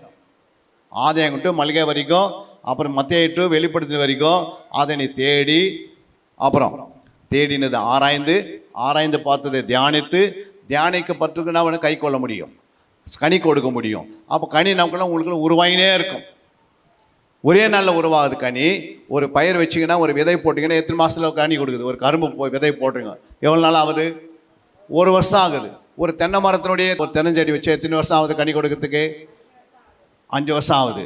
அப்போ பார்த்துங்க, ஒரு ஆப்பிள் மரம் வச்சு எத்தனை நாள் ஆகுது? ஆப்பிள் மரம் வச்சு எத்தனை மாதத்தில் கொடுக்கலாம்? ஒரு 10 வருஷம் ஆகலாம், 5 வருஷம் ஆகலாம். இல்லை, அப்போ எல்லாத்துக்கும் நாள் இருக்குது. சும்மா போட்டுக்கு டக்குன்னு கனி வராது, வருமா? அப்போ புதிய ஏற்பாட்டின் காலத்தில், கிருபையின் காலத்தில் உட்கார்ந்து இருக்கிறவங்களுக்கு ஆண்டவர் என்ன பண்ணியிருக்கிறாரு? ஒரு சபையை வச்சிருக்கிறாரு. புரியுங்களா? இந்த சபைக்குள்ளே நீங்கள் நிலைத்து இருக்கணும். இந்த சபையில் சொல்கிற வார்த்தைகளை கேட்கணும். இந்த சபையில் சொல்கிற வார்த்தைகளை என்ன பண்ணணும்? கேட்டு அதன்படி வாழணும், ஒப்பு கொடுக்கணும். அனுதினம் வாழ்க்கையில் என்ன பண்ணணும்? வேதத்தை தேடணும், தியானிக்கணும், ஆராயணும். இதெல்லாம் சொல்கிறதெல்லாம் செய்திருந்தா தான். இங்கே நம்ம கிளாஸ் ஆரம்பித்தோம். எத்தனை பேர் ஆரம்பித்தோம், ஆனால் என்ன பண்ண முடியல, முடிக்க முடியல. காரணம் என்ன? எல்லாருக்கும் அவங்களுக்கும் அதிகமாக வேலை இருக்குது. அது மாதத்தில் ஒரு 3 மணி நேரம் தான் கிளாஸு. எத்தனை மணி நேரம்? ஒரு வருஷத்தில், ஒரு மாதத்தில் 720 மணி நேரம். ஒரு மாதத்துக்கு எத்தனை மணி நேரம்? 720 ஹவர்ஸு. இந்த 720 மணி நேரத்தில் 72 மணி நேரம் நம்ம தசமபாகமாக கொடுக்கணும் ஆண்டவருக்கு. நம்ம எத்தனை மணி நேரம் கொடுக்குறோம் சொல்லுங்கள்? நீங்கள் ஒரு மாதத்துக்கு எத்தனை மணி நேரம் ஆண்டு கொடுக்குறீங்க தசமபாகமாக? கொடுக்கதே இல்லை. ஒரு 3 மணி நேரம் 4 வாரம் வரீங்கன்னா 4 மணி 12 ஹவர் கொடுக்குறோம். மீதி 60 மணி நேரம் எங்கே கொடுக்குறோம்? ஆலயத்தில் வந்து முழங்கால் படிக்கிட்டு, ஆண்டவர் எனக்குள்ளே கனி இல்லை, அந்த கனி வளரணும் ஆண்டவரே சொல்கிறோமா? உபவாச நாள் இருக்குது, அதுக்கு பிறகு இரவு ஜபம் இருக்குது, அதுக்கு பிறகு உங்களுக்கு வெள்ளிக்கிழமை ஜபம் இருக்குது, அப்புறம் பைபிள் கிளாஸ் இருக்குது. இது அப்படியே நீங்கள் ரொட்டேஷன் ஆகினே கேட்டு தியானம் பண்ணிங்கன்னு ஜபத்தில் வந்துங்கன்னு அப்படியே இருந்தால் தான் என்ன பண்ணோம்? இது வளரும். வாரத்துக்கு ஒரு நாள் வந்துட்டு போயிருந்தனால என்ன பண்ணாது? அப்படி பைபிளில் வாரத்தில் ஒரு நாள் வந்து 2 ஹவர் சர்ச்சில் உட்காந்துட்டு போங்கன்னு எங்கேயுமே வசனம் இல்லை. அல்லையா? அனுதினம் சபை என்ன பண்ணோம் சொல்லுங்கம்மா? அப்போஸ்தலர் 2:47 வாசிக்கிறோம். 46-47 அங்கே பாருங்க என்ன சொல்றாரு ஆண்டவர். அவர்கள் ஒருமனப்பட்டவர்களாய் தேவாலயத்திலே அனுதினமும் தரித்திருந்து வீடுகள் தோறும் அப்பம் பிட்டு மகிழ்ச்சியோடும் கபடமில்லாத இருதயத்தோடும் போஜனம் பண்ணி தேவனை துதித்து ஜனங்கள் எல்லாரிடத்திலும் தயவு பெற்றிருந்தார்கள். ரட்சிக்கப்படுகிறவர்களை கர்த்தர் அனுதினமும் சபையிலே சேர்த்து கொண்டு வந்தார். அப்ப இங்க என்ன படுது? 47 என்ன படுது? அவர்கள் ஒருமனப்பட்டவர்களா தேவாலயத்தில் என்ன செய்தாங்க? அனுதினம் தரித்திருந்தாங்க. என்ன பண்ணாங்க? அனுதினமும். அப்ப அந்த அனுதின வார்த்தைன்றது வந்து 46 வந்திருக்குது, 47 வந்திருக்குது. அப்போ அனுதினமும் சபையில என்ன பண்ணியிருக்கிறாங்க? அவன் தரித்திருந்தார்கள். அப்போ நீங்க அந்த ஆலயத்தை தொடாத நாளே இருக்கக்கூடாது. என்ன பண்ணோம்? டெய்லி ஒரு நாளாவது 1 மணி நேரமாவது ஆலயத்தில் வந்து காலை வச்சு ஜெபம் பண்ணிட்டு போற அளவுக்கு இருக்குதா? புரியுங்களா? புதிய ஏற்பாட்டில் நம்ம வந்திருக்கிறோம். பரிசுத்த ஆவியானவர் உங்க மேலே இறங்கி இருக்கிறார்னா 2ஆம் அதிகாரத்தில் பரிசுத்த ஆவி என்ன பண்றாரு? அப்போஸ்தலர் 2:2 ஆரம்பிக்கும் போது ஆவியானவர் சபையில இறங்கிட்டாரு. இப்போ உங்க மேல ஆவியானவர் இருக்கிறான்னு வச்சுக்கோ. அப்போ உங்க மேல ஆவியானவர் இறங்கின பிறகு சபை எப்படி இருந்தது? அனுதினமும் அவர்கள் தேவனுடைய ஆலயத்தில் வந்து என்ன பண்ணிருக்காங்க? தரித்திருந்து என்னென்ன பண்ணியிருக்கிறாங்க? வீடுகள் தோறும் அப்பம் பிட்டு மகிழ்ச்சியோடும் கபடமில்லாத இருதயத்தோடும் போஜனம் பண்ணி. பாருங்க, அனுதினம் இந்த வாழ்க்கை நடந்திருக்குது. அப்போ ஆண்டவர் என்ன செய்யறாரு? ஃபர்ஸ்ட் வந்து வாரத்துக்கு ஒரு நாள் ஆலயத்துக்கு வாங்க. பழைய ஏற்பாட்டில் இருக்கு. பழைய ஏற்பாட்டில் என்ன இருக்கு? வாரத்துக்கு ஒரு நாள் வருவாங்க. ஆனா இங்க என்ன சொல்றாரு? சபையில ஆவியானவர் இறங்கின பிறகு அனுதினம் எங்க வரணுமா? தேவனுடைய ஆலயத்தில் வந்து நீங்க தரித்திருந்து இங்க என்ன நடக்குதோ அதெல்லாம் பார்க்கணும். இப்போ இப்படிதான் ஆண்டவர் எழுதி வச்சிருக்கிறாரு. நம்ம ஆவிக்குரிய பிள்ளையாயிட்டோம். வரத்துக்கு டைம் இல்லை. காலையில் வர முடியல, 8 மணி நேரம் வேலைக்கு போகிறோம். இரவு நேரத்தில் 1 மணி நேரம் என்ன பண்ண வந்து நீங்கள் என்ன பண்ணோம்? எவ்வளோ தொழுந்தாலும் 2 வீலர்லையாவது கார்லாவது நடந்தாவது சைக்கிள்லையாவது வந்து என்ன பண்ணோம்? ஜெபம் பண்ணிட்டு போனோம். அப்போ 1 மணி நேரம் நீங்கள் ஜெபம் பண்ணிங்கன்னா கர்த்தர் அதை கவனிப்பார். அல்லையா? அப்போ நீங்கள் அனுதினம் என்ன செய்யணும்? அவனுடைய பாதத்துக்குள்ளே வரணும். வர முடியுதா? வாரத்துக்கு இன்றைக்கி வந்தோம், இதோட அடுத்த வாரம் வரப்போகிறோம். சிலவங்க அடுத்த வருஷத்துக்கு தான் லாஸ்ட்டு சண்டே வந்து நிற்பாங்க. சிலவங்க பார்த்தீங்கன்னா ஜூன் மாதத்தில் இல்லைன்னா குட் ஃப்ரைடே இருந்தால் அன்றைக்கி வருவாங்க. சிலவங்க என்ன பண்ணுவாங்க? இந்த மாதம் வந்துட்டு போயிட்டு தலை காட்டிட்டு அதனால் அடுத்த மாதம் நான் ஃபஸ்ட்டு வருவேன்னுவாங்க. இது வந்து எதுக்காக? நீயே உன்னுடைய ஆத்மாவை நீயே கொலை செய்து நீயே நரகத்தை தள்ளுற. அல்லையா? உன் ஆத்மா நீ கெடுத்தன்னா பிரயோஜனம்? உலகம் ஃபுல்லாக நீ ஆதாயப்படுத்தி தன் ஆத்மா நஷ்டப்படுத்தினா உனக்கு என்ன லாபம்? அப்போ உனக்குள்ள ஒரு ஆத்மா இருக்கிறது. அந்த ஆத்மாக்கு நான் என்ன செய்யணும்? அனுதினம் ஆலயத்துக்கு வரணும். 1 மணி நேரமாவது நான் வருவேன். புரியுங்களா? 1 மணி நேரம் நீங்கள் வந்தாலே 365 நாள் வந்தானா ஆகுது. எல்லாமே கர்த்தர் கவனிப்பார். அல்லையா? அப்போ தேவனுடைய ஆலயத்தில் நீங்கள் வந்து தேவ சமூகத்தில் உட்கார்ந்து 1 மணி நேரம் முழங்கால் படிக்கிட்டு ஜெபிக்கும் போது உங்கள் மேலே ஆவியானவர் ஊற்றுவார். ஓட்ட மாட்டாரா? ஊற்றுவார். அப்போ 365 நாள் நீங்கள் வரணும். ஆனால் நம்மளால் என்ன பண்ண முடியல? வர முடியல. ஏன்னா வாரத்துக்கு ஒரு நாள். இந்த ஆலயம் எப்பவுமே திறந்துருக்குது. புரியுங்களா? 24 மணி நேரத்தில் ஒரு 3 மணி நேரம் ஒரு நாளைக்கு நீங்கள் தசமாகமாக கொடுக்கணும். எத்தனை பேர் கொடுக்குறீங்க? கரங்களை உயர்த்து காட்டுங்க பார்க்கலாம். நான் ஒரு 3 மணி நேரம் தினந்தோறும் ஆண்டோட சமூகத்தில் வந்து ஆலயத்தில் நான் ஜெபிக்கிறேன். அப்படி யாருன்னா இருக்கிறீங்களா? இல்லவே இல்லை. ஏன் இல்லை? வருகை போகணும்னு ஆசை இல்லை, பரலோகத்தில் எடுத்துக்கொள்ளன்றதுக்கு எண்ணம் இல்லை. அங்கே பரலோகத்துக்கு போன போய் 24 மணி நேரம் நம்ம என்ன பண்ண போகிறோம்? வேலைக்கு போக போகிறோம். அங்கே எங்கேயுமே போக முடியாது. இங்கே நீங்கள் ட்ரைனிங் ஆகலைன்னா, பயிற்சி எடுக்கலைன்னா, துப்பாக்கி எடுத்து கையில் கொடுத்துட்டு ஒரு போலீஸ்கிட்டையோ ஒரு ஆர்பிஎஃப் கிட்டேயோ ஒரு இராணுவ வீரர்கிட்ட கொடுத்துட்டு போய் சுடுபானா என்ன பண்ண முடியாது? சுட முடியாது. ஏன்னா அவருக்கு பயிற்சி இல்லை, ட்ரைனிங் இல்லை. அதனால் என்ன பண்ண முடியாது? ஒரு எலக்ட்ரிஷியன் பயிற்சி இல்லைன்னா போயிட்டு கம்பத்தில் போயிட்டு ஒயர் ஜாயின் பண்ணுவானா அவர் சாகணும். அப்போ ட்ரைனிங் இல்லாத, பயிற்சி இல்லாத மக்கள் ஆண்டு கொண்டு போய் பரலத்தில் என்ன பண்ண மாட்டார்? வைக்க மாட்டார். நீ ஜபத்தில் நல்லா முழங்கால படிக்கிற, உன் முட்டியில் என்ன இருக்கணும்? காயம் இருக்குதா, தழும்பு வந்திருக்குதா அப்படின்னு பார்க்கணும். தழும்பு இல்லாத ஆவிக்குரிய சபையில் உட்காந்து என்ன பிரயோஜனம்? அப்போ வரிகள் என்ன பண்ண முடியாது. நான் ஐயோ ஞானஸ்தானத்துட்டு திருவந்து எடுத்துட்டேன் அப்படின்னு 2 வசனம் தான் இருக்கணும். ஒன்று ஞானஸ்தானம் என்ற ஒரு வசனம், அப்புறம் என்ன இருக்கணும்? திருவந்தன்ற ஒரு வசனம் தான் போதுமா? ஞானஸ்தானம் திருவந்தெல்லாம் எதை குறிக்கிறது? கர்த்தருக்கு நமக்கு என்ன இருக்குது? ஞானஸ்தானம் பாவத்துக்கு மறித்து நீதிக்கு என்ன பண்ணணும்? பிழைக்கணும். அவருடைய அப்பத்தில் நம்ம கை வைக்கிறதுக்கு எப்படி பரிசுத்தமாகி அப்பத்தில் கை வைக்கிறோம்? எதுக்கு? அவரை நினைவு கூறுபடி பாடுகளை, உபத்திரங்களை, துன்பங்களை என்ன பண்ணுறோம்? அந்த 2 வசனம் போதுமான ஆச்சே, வரிகளை போயிடலாமே.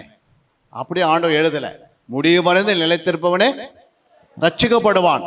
அப்போ அந்த முடிவு பறந்த வரைக்கும் எங்கே நிலைத்திருக்கணும்? வீட்லையா, இல்லை காட்டிலையா, இல்லை எங்காவது ஒரு வேலையிலையா, இல்லை ஆலயத்திலையா? அப்போ ஆலயத்தில் நீங்கள் வந்து என்ன பண்ணணும்? ஆலயத்தில் உன்னுடைய முகத்தை பார்க்கணும், ஆண்டவர் பார்க்கணும். புரியுதுங்களா? வாசிக்கலாம் அந்த வசனத்தை 24 சொல்றாரு சங்கீதம். கர்த்தரிடத்தில் ஒன்றை நான் கேட்டேன், அதையே நாடுவேன். நான் கர்த்தருடைய மகிமையை பார்க்கும்படியாகவும் அவருடைய ஆலயத்தில் ஆராய்ச்சி செய்யும்படியாகவும் நான் என் ஜீவனுள்ள நாளெல்லாம் கர்த்தருடைய ஆலயத்தில் தங்கியிருப்பதையே நாடுவேன். அப்ப தாவீது சொல்றாரு, நான் சிங்காசனத்தில் இருந்து எங்க வரேன்? தேவனுடைய ஆலயத்துக்கு வரணும். எப்படி வரணுமா? ஆலயத்தில் வந்து எப்படி இருக்கணுமா? ஜீவனுள்ள நாளெல்லாம் எங்க இருக்கணுமா? கர்த்தருடைய ஆலயத்தில் தங்கி இருப்பதே நாடுவேன் அப்படின்னு சொல்லுங்க பார்க்கலாம். நீங்க நான் ஜீவனுள்ள நாளெல்லாம் தேவனுடைய ஆலயத்தில் தங்கி இருப்பதே அப்படின்னா சோறு யார் போடுவாங்க? கர்த்தர் கை குறுகி இருக்கதா? வனாந்தரத்தில் 6 லட்சம் புருஷர்களுக்கு மட்டன் சிக்கன்லாம் கொடுத்தவர் கொடுக்க மாட்டாரா? அந்த விசுவாசம் நம்மகிட்ட இல்லை. ஏன்னா நம்ம கஷ்டப்படணும், நம்ம வேலைக்கு போனால் தான் நமக்கு என்ன உண்டு அப்படின்னு நாமே என்ன பண்ணிக்கிறோம்? அப்படி ஒரு மனசில் அந்த வார்த்தையை ஏற்றுக்கிறோம். அல்லேலூயா. அப்படி நினச்சிக்கிறதுனால நம்ம சம்பாதிச்சாதான் ஐயோயோ நமக்கு வந்து ஆண்டவர்லாம் வந்து அப்புறம் தான், 2வது ஃபஸ்ட்டு நம்ம வேலை தான் முக்கியம் அப்படின்றோம். ஆனால் ஆண்டவர் சொல்கிறாரு, நான் தான் உனக்கு முக்கியம், நான் சொல்கிறபடி நீ நடந்து பாரு, உன் வீட்டில் மாவும் எண்ணெயும் குறையாது, உன் பாக்கெட்டில் பணம் குறையாது. புரியுங்களா? நான் 2000 ஆண்டவராக இயேசுவை ஏற்றுக்கொண்டு ஞானஸ்தானம் எடுத்துக்கினேன். இது வரைக்கும் பார்த்தீங்கன்னா என்னுடைய வாழ்க்கையில் ஒன்றும் குறையில. புரியுங்களா? நிறைவான ஆசீர்வாதத்தை கொடுத்துருக்கிறாரு. புரியுங்களா? நிறைவான ஆசீர்வாதம் கொடுத்து என்னென்ன வேணுமோ அத்தனையும் கொடுத்துட்டாரு. அல்லேலூயா. இப்போ இந்த வருஷத்துலேருந்து முதல் மாதத்திலே வெளிநாடுகளுக்கு போக ஆரம்பிச்சிட்டோம். புரியுங்க? 2 வாரம் கிளாஸ் எடுக்கிறதுக்கு இப்போ வெளிநாட்டுக்கு போகிறோம் இந்த மாதம். அப்போ நான் போகிறேன்னா அவங்களே என்ன பண்ணுறாங்க, 1 லட்ச ரூபாய் போட்டு புக் பண்ணி என்ன பண்ணுறாங்க, ஃப்ளைட் புக் பண்ணி எங்களுக்கு அனுப்பிச்சிட்டாங்க. நான் வரேன்னு சொன்னால் சத்தியத்தை பேசணும், அது யூடியூப்பில் போகுது, அங்கே அவங்க புக் பண்ணுறாங்க, வரோம். புரியுங்க? ஏன் அப்படின்னா சத்தியத்தை நம்ம கையில் இருக்கணும். நம்ம கண்ணை திறந்தால் எதை பேசணும்? சத்தியத்தை பேசணும். இன்னைக்கு வசனம் பேசுறது வேற, சத்தியம் பேசுறது. சத்தியம் இருக்குதா? கனி இருக்கிறதா? நிலைத்திருக்கிற சபையில? இதுதான் ஆண்டவர் பார்ப்பாரு. அல்லேலூயா. அப்போ ஜீவனுள்ள நாளெல்லாம் எங்க இருக்கணும்? தேவனுடைய ஆலயத்தில் தங்கி இருப்பதே நாடுவேன். அப்போ இங்க தங்கி இருக்கிறதா உங்களுடைய எண்ணம் இருக்கணும். வீடு உங்களுக்கு முக்கியம் கிடையாது, ஆலயம் தான் முக்கியம். அல்லேலூயா. அந்த வீட்டில் நீங்க 8 மணி நேரம் தூங்குங்க, ஒரு 8 மணி நேரம் வேலைக்கு போங்க, 4 மணி நேரம் பிள்ளைங்களை பாருங்க. ஆனால் ஒரு 4 மணி நேரம் தேவனுடைய ஆலயத்தில் வந்து அனுதினமும் நீங்கள் ஜெபம் பண்ணி பாருங்கள். உங்கள் வாழ்க்கையில் ஒரு குறையில்லாத இந்த 2025 ஆண்டவர் நடத்துவார். நம்ம ஒரு 4 மணி நேரம் எப்படா வர்றது? அங்கேருந்து வர்றதுக்கு பெட்ரோல் இல்லையே. அல்லேலூயா. அங்கேருந்து வர்றதுக்கு கார் இல்லையே. நீ ஒரு முறை உன் செலவு பண்ணி வந்து பாரு, அது பிறகு உனக்கு என்ன கொடுப்பாரு? 2 வீலருக்கு காரை கொடுப்பாரு. கொடுக்க மாட்டாரா? தேவனால் கூடாத காரியம் ஒன்றுமே இல்லை. அப்போ ஆண்டவரை நம்ம முழுமையாக நம்புறதில்ல, விசுவாசிக்கிறதில்ல. அறக்குறையாக விசுவாசிக்கிறதுனால தான் அறக்குறைய ஆசீர்வாதம். முழு விசுவாசம் உங்களுக்குள்ள வந்துச்சுன்னா அது பிறகு உங்கள் வாழ்க்கையில் ஒன்றும் குறையாது. அல்லேலூயா. உன்னுடைய கணவர் மாறணுமா? முழங்கால் படியுங்க. தேவ சமூகத்தில் வந்து என் கணவர் என்னை என்ன பண்ணுறாரு, சம்பளத்தை வாங்கி சரியாக தரதில்லை, அவருக்கு வீட்டை கவனிக்கிறதில்ல, அவர் தப்பான வழியில் போகிறாரு அப்படின்னு நீ அங்கே பேசாத கணவர்கிட்ட. நேரம் எங்கே வா, தேவனுடைய பாதத்தில் வந்து அண்ணாலே போல என்ன பண்ண இருதயத்தை ஊற்றிப்பாரு. கர்த்தர் தன்னுடைய கணவரை சிட்சித்து சரியான பாதையில் உங்களை உருவாக்கி தருவார். பிள்ளைகள் கீழ்ப்படியிலையா, எங்கே வா, தேவனுடைய ஆலயத்தில் வந்து சொல்ல ஆண்டவருக்கு. புரியுங்களா? அப்போ அண்ணாலே போல நீங்கள் வந்து உன் பிள்ளையை குறித்து சொல்லிப்பாரு. உங்கள் பிள்ளைகளை கர்த்தர் டாக்டராக மாற்றுவார், ஒரு ஐஏஎஸ் அதிகாரியாக மாற்றுவார், இந்த பட்டணத்தை கலெக்டராக மாற்றுவார்.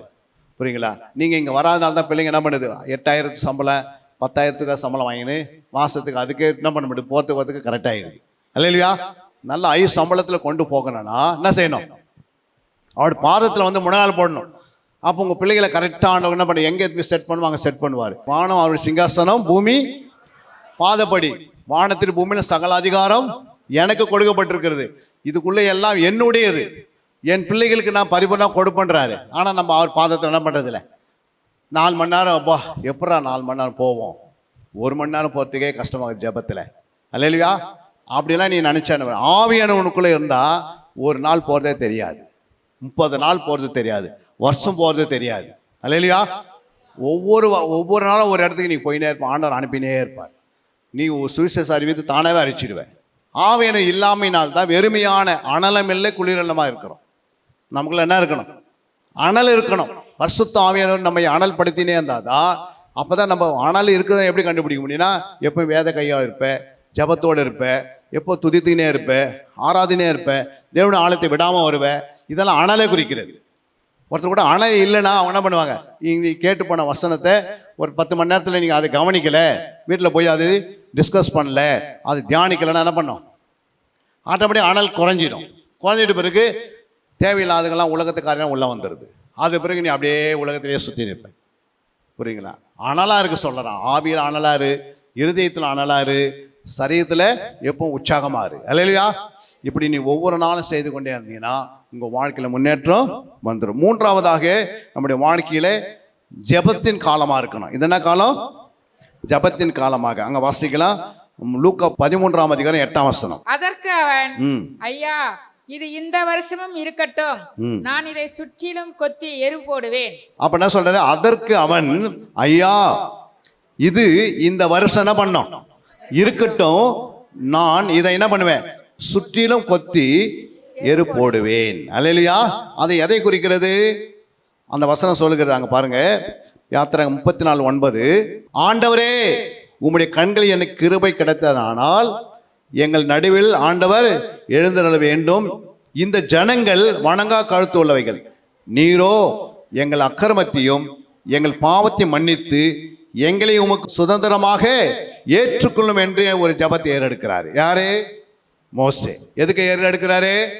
ஆண்டவரே, உம்முடைய கண்கள் என்ன வேணும், எனக்கு கிருபை கிடைக்கணும் ஆண்டவரே, இந்த வருஷம் விட்டுருங்க அப்பா, நான் என்ன பண்ணுறேன், பரிந்து பேசுகிறேன் உங்ககிட்ட அப்படின்னு கேட்குறாரு. எங்கள் அக்கிரமங்களையும் எங்கள் பாவத்தை மன்னிச்சிருங்கப்பா அப்படின்னு கேட்குறாரு. அப்போ நம்ம என்ன செய்யணும், நம்மளுடைய பாவங்களை அறிக்கை செய்யணும், அக்கிரமங்களை அறிக்கை செய்து ஆண்டவர்கிட்ட மன்னிப்பு கேட்டு எங்களை உமக்கு சுதந்திரமாக ஏற்றுக்கொள்ளும் அப்படின்னு அவர் என்ன பண்ணுறாரு, மோசே பரிந்து பேசுகிறாரு. அல்லேலூயா. 2வது எப்படி பேசுற பாருங்க, அங்க வசனம் பாருங்க, எப்படி ஜெபிக்கிற. என்னாங்க 14:11. கர்த்தர் மோசையை நோக்கி, எது வரைக்கும் இந்த ஜனங்கள் எனக்கு கோபம் உண்டாக்குவார்கள், தங்களுக்குள்ளே நான் காட்டின சகல அடையாளங்களையும் அவர்கள் கண்டும் எது வரைக்கும் என்னை விசுவாசிப்பார்கள். அப்போ நிறைய அடையாளங்களை பார்க்குறான், பரிந்து பேசுறாரு. யாரு? மோசே பரிந்து பேசுறாரு சபைக்காக. எப்படியாவது கர்த்தர் சொல்றாரு மோசையை நோக்கி, எது வரைக்கும் இந்த ஜனங்கள் எனக்கு கோபம் உண்டாக்குகிறார்கள். புரியுங்களா? இன்னைக்கு ஆண்டவருக்கு நிறைய ஏன் கோபம் வருது? சபை என்ன பண்ண மாட்டேங்குது சொல்லுங்கம்மா, அவங்க இஷ்டம் போல போகிறாங்க, விசுவாசிக்க மாட்டேன்றாங்க. புரியுங்களா? எவ்வளோ அடையாளத்தை காட்டினாலும் அவங்களுக்கு என்ன வர மாட்டேங்குது, விசுவாசம். எவ்வளோ அற்புதத்தை தேவன் காட்டினாலும் என்ன பண்ணுற, விசுவாசம் வர மாட்டேங்குது. புரியுங்களா? இப்போ பார்க்குற நாளைகளை மறந்துடுறோம். புரியுங்க? தண்ணீரை திராட்சை ரசமாக மாற்றினார், எவ்வளோ பெரிய விசுவாசம் நமக்கு வேணும். தண்ணீர் மேல் நடந்து வராரு, எவ்வளோ பெரிய விசுவாசம் வேணும். கடலை செங்கடலை 2ஆ பிளக்கிறாரு, எவ்வளோ பெரிய விசுவாசம் வேணும். தண்ணீரை என்ன பண்ணுறாரு, பின்னிட்டு போக வைக்கிறாரு யோர்தான் நதியை, எவ்வளோ பெரிய விசுவாசம் வேணும் நமக்கு. புரியுங்களா? முடியுதா? தண்ணீர் மேலேயே நடந்து வராரு, விசுவாசம் இருக்குதா? அப்போ அந்த தண்ணீரை ஆண்டவர் என்ன பண்ணுறாரு, தண்ணியிலே ரோடு போடுறாரு, தண்ணீரை என்ன பண்ணுற பின்னிட்டு போக வைக்கிறாரு. எப்படியாவது முன்னாடி வர தண்ணி பின்னாடி போகுமா? உலகத்தில் இருக்கிற அத்தனை 800 கோடி மக்கள் வந்து இருக்கிற தண்ணியிலே நின்னா கூட பின்னாடி போவாது. அல்லேலூயா. ஆனால் ஆண்டுடைய பரிசுத்தனுடைய கால்கள் தண்ணியில் பட்டிருக்கு, என்ன பண்ணுது? தண்ணி பின்னிட்டு போகுது. அவ்வளோ பெரிய விசுவாசம் நமக்கு இருக்கிற மாதிரி கூடாது. அப்போ தண்ணீரை பின்னாடி போக வைக்கிறான்னா, தண்ணீரை ரசமாக மாற்றுகிறான்னா, அப்போ அந்த விசுவாசம் நமக்குள்ள இருக்கிறதா? அப்போ ஆண்டவர் மேலே விசுவாசம் இருக்கணும். கடைசி வரைக்கும் நம்ம என்ன பண்ணக்கூடாது? அவிசுவாசமாக அற்ப விசுவாசமாக வாழக்கூடாது. முடியுமா? வியாதியா? ஐயோயோ வந்துச்சு வியாதி. இயேசு நாமத்தில் போனால் அந்த வியாதி என்ன பண்ணும்? போயிடும். அப்படி போகலைன்னா ஒரு இரவில் 2 ஹவர் என்ன பண்ணுங்க, முழங்கால் படிட்டு ஜெபம் பண்ணி பாருங்கள், அந்த வியாதி போயிடும். புரியுங்களா? சொல்லும் போது போகலை, ஆனால் 2 மணி நேரம் என்ன பண்ணு, முழங்கால் படிட்டு ஜெபம் பண்ணு. ஐயோ கடன் தொல்லையா? பரவாயில்ல, ஆண்டவர் அநேக ஜாதியை கடன் கொடுக்க சொல்லியிருக்கிறாரு. கர்த்தரே என்னை அப்படி மாற்றுவார் அப்படி சொல்லி என்ன பண்ணும்? விசுவாசத்தை ஜெபம் பண்ணணும். அப்போ கொஞ்ச நாள் விசுவாசம்னா அநேக ஜனங்கள் என்ன பண்ணுவீ, கடன் கொடுக்குறா மாற்றுவார். அப்படி கொடுக்கலாம் கூட யார்கிட்டையும் நீ வேணா கடன் வாங்காது வச்சிடுவார். அல்லேலூயா. ஏதாவது ஒன்று ஆண்டவர் என்ன பண்ணுவார்? உன்னுடைய ஜெபத்துக்கு பதில் கிடைக்கும். ஐயோ குழந்தை பாக்கியம் இல்லையா? பரவாயில்ல, கர்த்தர் நிச்சயமாக என்ன பண்ணுவார்? ஆபிரகாம் 100 வயசில் கொடுக்கும்போது எனக்கு கொடுக்க மாட்டாரா? அப்படி விசுவாசத்து ஜெபம் பண்ணிங்கன்னா கர்த்தர் என்ன பண்ணுவார்? ஒரு நல்ல குழந்தை பாக்கியத்தை தருவார். ஐயோ எனக்கு வேலை இல்லையே, புரியுங்களா? மற்றவங்களாம் வேலை கிடைக்குது, அப்படி இல்லை. நீ தேவ சமூகத்தில் உட்காந்து உபவாசம் போட்டு ஒரு பொருத்தனை பண்ணி ஜெபம் பண்ணால் ஃபஸ்ட் கிளாஸான வேலையை ஆண்டவர் என்ன பண்ணுவார்? 10,000 ரூபாய் சம்பளத்தில் போய் சேருது, 1 லட்ச ரூபாய் சம்பளத்தில் சேர்த்து 10 மாதத்தில் 10 லட்சத்தை எடுத்துருவோம். அல்லேலூயா. அப்படி கர்த்தர் உன்னை உயர்த்துவார். ஐயோ வேலை கிடைக்கல, நீ என்ன பண்ண கூடாது? புலமை நிற்கக்கூடாது. தேவ சமூகத்தில் வந்து விசுவாசமாக ஜெபம் பண்ணிப்பார். அல்லேலூயா. அப்போ 2025 கனி கொடுக்க முடியலையா? கொஞ்ச நாள் தியானம் பண்ணு, வசனத்தை என்ன பண்ணு, சிந்தனையிலேயே கொண்டு வா. ஆண்டவர் என்ன சொன்னாரோ அந்த வசனத்தை என்ன பண்ணு, மனசில் வச்சு சிந்திக்கணும். அதை என்ன பண்ணணும்? நினைக்கணும், அதை யோசிக்கணும். புரியுங்களா? எந்த யோசனை வந்து தள்ளி போட்டு அந்த வசனத்தையே நினைச்சதான் அந்த வசனம் என்ன பண்ணும்? உணர்வடைந்து அது 30, 60, 100 பலன் கொடுக்கும். அந்த வசனத்தை நம்ம சிந்திக்கவே மாட்டேன்றோம். கேட்ட வசனம் என்ன பண்ணுறோம்? மனப்பாடம் பண்ணுறோம். வசனங்கள்லாம் நிறைய மனப்பாடம் பண்ண தப்பு கிடையாது. ஆனால் மனப்பாடம் என்ன பண்ணோம்? மூளைக்கு போவோம். தியானம் எங்கே போவோம்? இருதயத்துக்கு போவோம். அப்போ இருதயத்து நிறைவு தான் வாய் பேச சொன்னார். மூளை நிறைவு வாய் பேச சொன்னாரா, இல்லை இருதய நிறைவு வாய் பேச சொன்னாரா? அப்போ நம்முடைய வசனம்லாம் எங்கே இருக்கணும்? நீங்கள் மனப்பாடம் பண்ணால் மூளைக்கு போயிடும், மூளையிலேருந்து பேசுவீங்க. புரியுங்களா? அது தானாகவே டெலீட் ஆகிடும். ஆனால் இருதயத்தில் வசனம் தான், அது கொழுந்தொட்டி எரியும். உன் இருதயம் பரிசுத்தமாக இருக்கும். உன் இருதயம் பரிசுத்தமாக தான் இயேசு என்ன பண்ணுவார்? இருதயத்தை சுத்தமுள்ளவர்கள் பாக்கியவான்கள், அவர்கள் தேவனை தரிசிப்பார். அப்போ இருதயத்தில் சுத்தம் யாருன்னா வசனம் உள்ளகுது. வசனம் தான் இயேசு தான் வசனம். அந்த வசனம் என்ன பண்ணணும்? அது ரத்தத்தில் கலக்கணும். ரத்தத்தில் கலக்க மாட்டேது, சுபாவம் மாற மாட்டேது. எத்தனை வருஷம் ஆனாலும் பண்ணுறது, அது கோபம் போக மாட்டேது. ஏன் போல? வசனம் இருதயத்தில் என்ன பண்ண விடுது? வசனம் போய் இருதயத்தில் கலந்தா தான் அங்கேருந்து என்ன பண்ணுது? ரத்தத்தில் போய் கலந்து அந்த ரத்தத்தில் கோபன்ற சுபாவத்தை என்ன பண்ணுது? அடிக்காதா? அடிக்கும். எப்படி கலக்காது? சாப்பிட்ற போடுற மாத்திரை ரத்தத்தில் கலந்து சுகமாக்குது. அப்போ மாத்திரை மேலே இருக்கிற விசுவாசம் எங்கது மேலே இல்லை, வசனத்து மேலே இல்லை. ஏன்னா வசனத்தில் பூரண விடுதலை இருக்குதுன்னு அது தெரியாது, பூரண குணமாக்குதல் இருக்குது. வியாதி முற்றிலும் வராதபடிக்கு உன்னை என்ன பண்ணுவார்? கர்த்தர் பாதுகாப்பார். அல்லேலூயா. அப்போ இந்த வசனம் உள்ளே போயினா இருந்தால் வியாதின்றது ஒரு அந்த பிசாசுடைய ஆயுதமே உள்ள வராது. எந்த சுபாவத்துக்கு இடம் வராது, இச்சைகள் உள்ள வராது, எந்த கோபம் உள்ள வராது. ஏன்னா வசனம் உள்ள என்ன பண்ண தடுக்குது. வசனத்தை அனுப்பி என்ன பண்ணுறாரா? வேலி அடித்து காத்துக்கிறாரா, குணமாக்குறாரா. அப்போ வசனம் என்பது நம்ம வேலி அடிச்சிடும். உன்னை சுற்றி வேலி அடிது எது? அவனுடைய வசனம். அப்போ அந்த வசனம் உள்ள என்ன பண்ண ரத்தத்தில் இருக்கிறது. எங்கே இருக்குது? இருதயத்தில் இருந்தால் தான் பிசாசு எடுப்பான். ஆனால் இருதயத்திலேருந்து ஆத்மாவுக்கு டிரான்ஸ்ஃபர் ஆயிடுச்சுன்னா அதுக்கு என்ன பண்ணாது? வசனம் உன்னை விட்டு வெளியே போகாது. புரியுங்களா? சாப்பிட்ற சாப்பாடு மேலே இருந்தால் தான் வாந்தி வரும். ஆனால் அது ஜீரணம் ஆயிடுச்சுன்னா என்ன பண்ணாது? வாந்தி வராது. அதுமாதிரி வசனம் உள்ளே போய் தியானித்து பிறகு அது ஆத்மாவில் கலந்தது, ஆவியில் கலந்தது, சரித்திர ரத்தத்தில் கலந்தது. அது பிறகு அந்த வசனம் என்ன பண்ணாது? என்னைக்கு நைட்டு ஏறி கேப்டா கூட என்ன பண்ணுவோம்? அந்த வசனம் உனக்கு வேலையில் என்ன பண்ணுவேன்? சொல்லுவாய். அல்லேலூயா. அப்போ அந்த வசனத்தை உள்ளே கொண்டு போய் வைக்கிற வேலை நம்முடைய வேலை. வாசிங்க அந்த வசனத்தை. மத்தேயு 13ஆம் அதிகாரம் 19ஆம் வசனம் சொல்லுது, ஒருவன் ராஜ்யத்தின் வசனத்தை கேட்டும் உணராதிருக்கும் போது பொல்லாங்கன் வந்து அவன் இருதயத்தில் விதைக்கப்பட்ட பறித்து கொள்கிறான். அப்போ இருதயத்தில் விதைக்கப்பட்ட வசனத்தை ஏன் பறித்து கொள்றான்? ஏமா பறித்து கொள்றான்? உங்க பாக்கெட்ல ஒரு 10,000 ரூபாய் வச்சுருக்க, ஏன் வந்து திருட பறித்து கொள்றான்னு? நீ அந்த பணத்தை என்ன பண்ண? திருடனுக்கு முன்னாடி காட்டிட்டேன். திருடன் வைக்கும் போது யார் பார்த்துட்டுது? திருடன் பார்த்துட்டான், ஆனால் பின்னாடியே வரான். அப்போ உனக்குள்ளே இருக்கிற அந்த வசனம் வெளியங்கரமாக இருக்கிறது. இருதயத்தில் போன பிறகு எங்கே பார்த்து இருதயத்தில் விதைக்கப்பட்ட வசனத்தை, இருதயத்தில் விதைக்கப்பட்டதை, உங்கள் இருதயத்தில் விதைக்கப்பட்டதை என்ன பண்ணோம்? பிசாசு வந்து என்ன பண்ணுவான்? பறித்து கொள்றான். ஏன் பறித்து கொள்றான்? ஏமா பறித்து கொள்றான் சொல்லுங்க.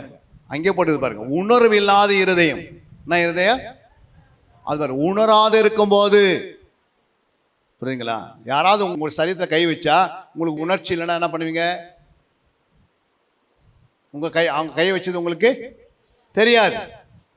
புரியுங்களா? அப்போ கை வச்ச பிறகு என்ன உண்டாகுது?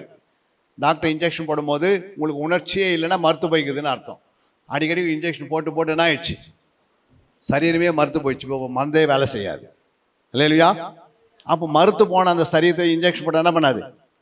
வேலை செய்யாது, அது அங்கேயே இருந்துடும்.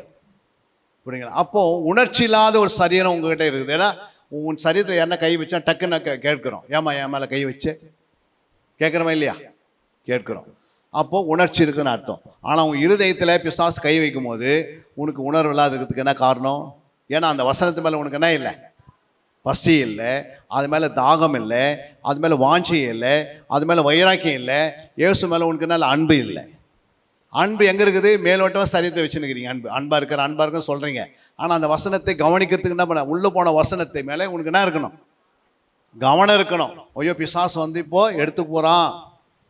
அப்போ அந்த இருதயம் உணர்வில்லாத ஒரு இருதயத்துக்குள்ளே வசனம் எடுத்ததுன்னா இதே மாதிரி உலகத்துக்கு அத்தனை சபையில் கேட்குறாங்க வசனத்தை, என்ன பண்ண கேட்டுட்டு என்ன பண்ணுறாங்க? வீட்டுக்கு போகிறதுக்குள்ள வசனம் காணாது போயிடுது. புரியுங்களா? அப்போ அவங்களுக்கு அந்த டீச்சிங் இல்லை, சரியான பயிற்சி இல்லை, சரியான அதுக்கு என்ன இல்லை சொல்லுமா? முயற்சி இல்லை. அல்லையா? முயற்சி இல்லை, பயிற்சி இல்லை, அதுக்காக பிரயாசம் இல்லாதனால அந்த வசனம் என்ன பண்ணுது? பிசாசு எடுத்துன்னு வெளியே வந்துடுறான். அது பிறகு சபையில் வந்தவங்க எப்படி இருக்கிறாங்க? போன வாரத்துக்காலில் மோசமாக இருக்கிறாங்க. போன வருஷம் பார்த்தீங்கன்னா 6 மடங்கு கோபம் வந்தது, 10% கோபம் வந்தது. இந்த மாதம் அதெல்லாம் இருக்கணும். இந்த வருஷத்தில் 10% கோபம் அழிஞ்சிடணும். இதெல்லாம் அது இந்த வருஷம் 10-20% மாறுது. 20% கோபம். அடுத்து 26 30% கோபம். அப்புறம் 10 வருஷம் ஆன பிறகு 5 வருஷம் ஆனதுக்கு 100% கோபம் ஆகி அப்புறம் சபையை விட்டே போயிடுவாங்க. அது மாதிரி ஒரு சுபாவம் வளர்ந்துனே இருக்கிறதுக்கு என்ன காரணம்? ஏன்னா அவங்களுடைய இருதயம் முள்ளுள்ள இருதயமாக இருக்கிறது. அந்த இருதயங்க எப்படி இருக்குது? கல்லுள்ள இருதயம் இருக்கிறது, பாறை போல இருக்கிறது. அந்த இருதயம் எப்படி இருக்குது? பாறை போல, அப்புறம் முல்லை போல, அப்புறம் எப்படி இருக்கு? 3வது வடி அருகே இருக்குது. நல்ல இருதயம் இருக்கணும். என்ன இருதயம்? நல்ல இருதயம் எங்கே இருக்குது? நீங்கள் உருவாக்கினாதான் அந்த இருதயத்தை பண்படுத்தணும். அந்த இருதயத்துக்குள்ள பாவம் வராது என்ன செய்யணும்? சுத்திகரிக்கணும். ஆண்டவரே இருதயத்தில் நீங்கள் சிந்தனை கண்ணை மூடனா வேறு எந்த சிந்தனை வராது, வசனம் மட்டும் வருதுன்னா அப்போ இருதயம் பரிசுத்தமாக இருக்குதுன்னு அர்த்தம். புரியுங்களா? நீ கண்ணை மூடின பிறகு இருக்கிற என்னெல்லாம் வருது உங்களுக்குலாம், அப்போ உங்களுக்குள்ள என்ன இல்லை? இருதயத்தில் பரிசுத்தம் இல்லை. மனசில் வந்து நீங்கள் உட்காந்தா கூட உங்களுடைய எண்ணங்கள், சிந்தனைகள், யோசனைகள்லாம் உங்கள் இருதயத்தை வசனத்தையே நாடி இருந்துச்சுன்னா அது பிறகு என்ன பண்ணும்? இருதயத்துக்குள்ள வசனம் என்ன பண்ணும்? 30-60-100ஆக அது பலன் கொடுக்கும். ஆசீர்வாதம் அழகாக பெருகிடும். அப்போ இந்த இருதயத்திலிருந்து வசனம் பிசாசு ஏன் எடுக்கிறான் சொல்லுங்கம்மா? நீங்கள் உணர்வு இல்லாத இருக்கும் போது. அப்போ உணர்வு எப்படி வருது? சங்கீதம் 49:3 வாசிக்கிறோம். உணர்வு எப்படி வருது பாருங்க. என் வாய் ஞானத்தை பேசும், இருதயம் உணர்வை தியானிக்கும். அப்போ இருதயத்துக்குள்ள என்ன இருக்குது? தியானம் இருக்கிறது. அப்போ அந்த உணர்வு யாருக்குள்ள இருக்குது? அவங்க தான் தியானிப்பாங்க. அல்லேலூயா. அப்போ உங்களுக்குள்ள தியானம் எப்படி வரும்? உணர்வு இருக்கணும். இருதயத்தில் என்ன இருக்கணும்? உணர்வு. உணர்வுனா புரிஞ்சுதா? 10,000 ரூபாய் வந்து பேக்கில் வச்சு நீ பஸ்ஸில் ஏறும் போது, புரியுதுங்களா? அப்போ எதை பிடிச்சி வச்சுருப்பீங்க? 10,000 பிடிச்சி வச்சுப்பீங்களா? அவன் கொடுத்த பில்லை பிடிச்சி வச்சுப்பீங்களா? டிக்கெட்டு அந்த 10,000க்கு மேலேயே எண்ணம் இருக்கும். ஏன்னா அதுக்குள்ளே என்ன இருக்குது? பொக்கிஷம். புரியுங்களா? உங்களுடைய நகை எங்கே இருக்குதோ, உங்களுடைய பொண்ணு எங்கே இருக்குதோ அங்கே என்ன பண்ணுங்க? அது ஒரு பொக்கிஷமாக மாறுது. ஆனால் அதை காட்டிலும் பொக்கிஷம் ஆண்டோடைய வார்த்தை. அப்போ இந்த வசனம் உள்ளே போன பிறகு என்ன பண்ணணும்? தியானிக்கணும். என் இருதயம் எனக்குள்ள என்ன பண்ணணும்? தியானம் பண்ணணும். அதே 39ஆம் அதிகாரம் 3ஆம் வசனம் சொல்லுது, என் இருதயம் எனக்குள்ள அனல் கொண்டது. அப்போ நான் தியானிக்கும் என்ன பண்ணுது? அக்கினி மூழ்கிறது. என் நாவினால் என்ன பண்றேன்? நானே விண்ணப்பம் செய்கிறேன். அப்போ யாருக்கு எப்போ விண்ணப்பம் வரும்? அந்த இருதயம் எப்படி இருக்கணும்? அனலா இருக்கணும். அப்புறம் தியானிக்கும் போது அக்கினி, தியானிக்கும் போது அக்கினி மூண்டது. அப்ப எப்படி தியானம் பண்றாரு அவரு? போய் பாருங்க. அந்த வசனத்தை நீங்க தியானம் பண்ணி, எங்கெல்லாம் வேதத்தில் தியானம் இருக்குதோ அதெல்லாம் கலெக்ட் பண்ணி கொஞ்சம் தியானம் என்னன்னு வீட்டில் போய் என்ன பண்ணோம்? எங்கெல்லாம் வேதத்தில் தியானன்ற வார்த்தை வந்திருக்கிறதோ அத்தனை வார்த்தைகள் என்ன செய்யணும்? நீங்க தேடி கண்டுபிடிச்சி அதெல்லாம் எழுதி ஒரு நோட்டில் டைரியில் எழுதி அந்த வசனம் எப்படி தாவீது எப்படி தியானித்தாரு. அப்போ தாவீது தியானிக்க எப்படி மாறிட்டாரு? என் இருதயத்துக்கு ஏற்றவனா மாறுறாரு. அப்போ இருதயத்துக்கு ஏற்றவனா நீ எப்படி மாறினான்னா அவர் ஃபர்ஸ்ட் எப்படி பாவம் செய்துன்னு. ஆனால் அந்த பாவத்தை அவர் எப்படி விட்டுட்டாரு? தியானிக்கும் போது விட்டுட்டார். அல்லேலூயா. அப்போ இருதயம் சுத்தமாக ஆக ஆக இருதயத்தில் அனல் மூட்ட இருதயத்தில் அக்னி மூல அந்த இருதயம் கொழுந்தூட்டி எரியும் போது உங்களுடைய ஜென்ம சுபாவம் என்ன பண்ணுது? தானா மறைஞ்சிருது, அழிஞ்சிருது. பலிபடுத்திருக்கிற பலி என்ன பண்ணோம்? எப்போது எரிந்து கொண்டிருக்க வேண்டும். அதில் ஒரு நாள் என்ன பண்ணக்கூடாது? அது அமைந்து போகலாகாது. அப்போ அந்த இருதயத்தில் எப்போ கொழுந்தூட்டி எரிஞ்சினே இருக்குன்னா வசந்தை நீங்கள் போட்டுக்கிட்டே இருக்கணும். காலை தோறும் எழுந்து அதிகாலை எழுந்து என்ன பண்ணணும்? ஒரு மணி நேரம் தேவ சமூகத்தில் ஒரு 10 நிமிஷம் துதித்து பாடி அப்புறம் என்ன பண்ணணும்? ஒரு அதிகாரத்தை நல்லா தேடி தியானிக்க அந்த நாளெல்லாம் அதை தான் சிந்திக்கணும். அதை யாருக்காவது ஒருத்தருக்கு சொல்லணும். இப்படியே உன் வாழ்க்கையில் கொஞ்சம் கொஞ்சமாக நீங்கள் இந்த 2025 என்ன பண்ணணும்? அப்படியே ஆவியிலேயே வளரணும். அல்லேலூயா. மனப்பாடம் பண்ணது ஓகே, நீங்கள் வந்து சொன்னது ஓகே, ஆனால் தியானிக்க வேண்டியது மிக அவசியம். அப்போ தியானிக்கும் போது தான் நீர்க்கால்கள் ஓரமாய் நடப்பட்டு தன் காலங்கள் தன் கனியை கொடுப்பான். அப்போ தியானிக்கும் போது நீ கனி கொடுத்துனே இருக்கிறாய். அல்லேலூயா. அன்பு உனக்குள்ள என்ன பண்ணுது? ஃபஸ்ட்டு அன்பு ஆரம்பமாகுது. அந்த அன்பு 60% மாறுது பூரண அன்பாக. அப்புறம் 100% பரிபூரண அன்பை உள்ளவுகிறாது. அல்லேலூயா. அது மாதிரி ஆவின் கனியில் 9 கனி உங்களுக்குள்ள என்ன ஆகும்? ஒரு வருஷத்தில் நீங்கள் ஆண்டவருடைய பாதத்தில் நேரத்தை செலவு பண்ணிங்கன்னா அடுத்த வருஷம் வரும்போது இந்த சபையில் கர்த்தர் இன்னும் ஒரு 200 பேர் புதுசாக ஆட்களை கொடுப்பாரு. அல்லேலூயா. ஏன் கொடுப்பாரு? நீங்கள் எல்லாம் கனி உள்ளலாம் இருக்கிறீங்க. கனி நிறைந்திருந்தால் தான் சபைக்குள்ள ஆத்மா ஓடி வரும். அல்லேலூயா. எல்லாருக்குள்ளே கனி இருந்தால் சாட்சியாக ஜீவிச்சிட்டிங்கன்னா, நீங்கள் சாட்சியாக வாழ்ந்துக்கிட்டீங்கன்னா, சாட்சியாக நீங்கள் இருந்தீங்கன்னா, சாட்சியாக நீங்கள் மற்றவங்களுக்கு முன்பாக இடரில்லாத ஒரு வாழ்க்கை வாழ்ந்தீங்கன்னா அந்த வாழ்க்கையில் என்ன பண்ண? ஆத்மாக அறுவடை பெருகிடும். தானாகவே ஆண்டவன் என்ன பண்ணுவார்? இந்த சபைக்கு ஆட்கள் அனுப்புங்க. எல்லாமே கனி உள்ள மரமாக இருக்கிறாங்க. எல்லாருக்குள்ள என்ன இருக்குது? கனி இருக்கிறது. இங்கே சுகந்த வாசனை பெருகி இருக்கிறது. இதை முகர்வதுக்கு ஆண்டவர் இறங்கி இருக்கிறாரு. அப்போ இந்த சபைக்கு என்ன பண்ணுங்க? நிறைய ஆத்துமாக்கள் கொண்டு தானாகவே விழும். ரட்சிக்கப்படுகிற கர்த்தர் அனுதினமும் சபையில் கொண்டு வந்து சேர்த்துடும். எவ்வளோ விதைகளை இந்த பகுதியில் ஐயா விதைத்திருக்கிறாரு இந்த ஏரியாவில்.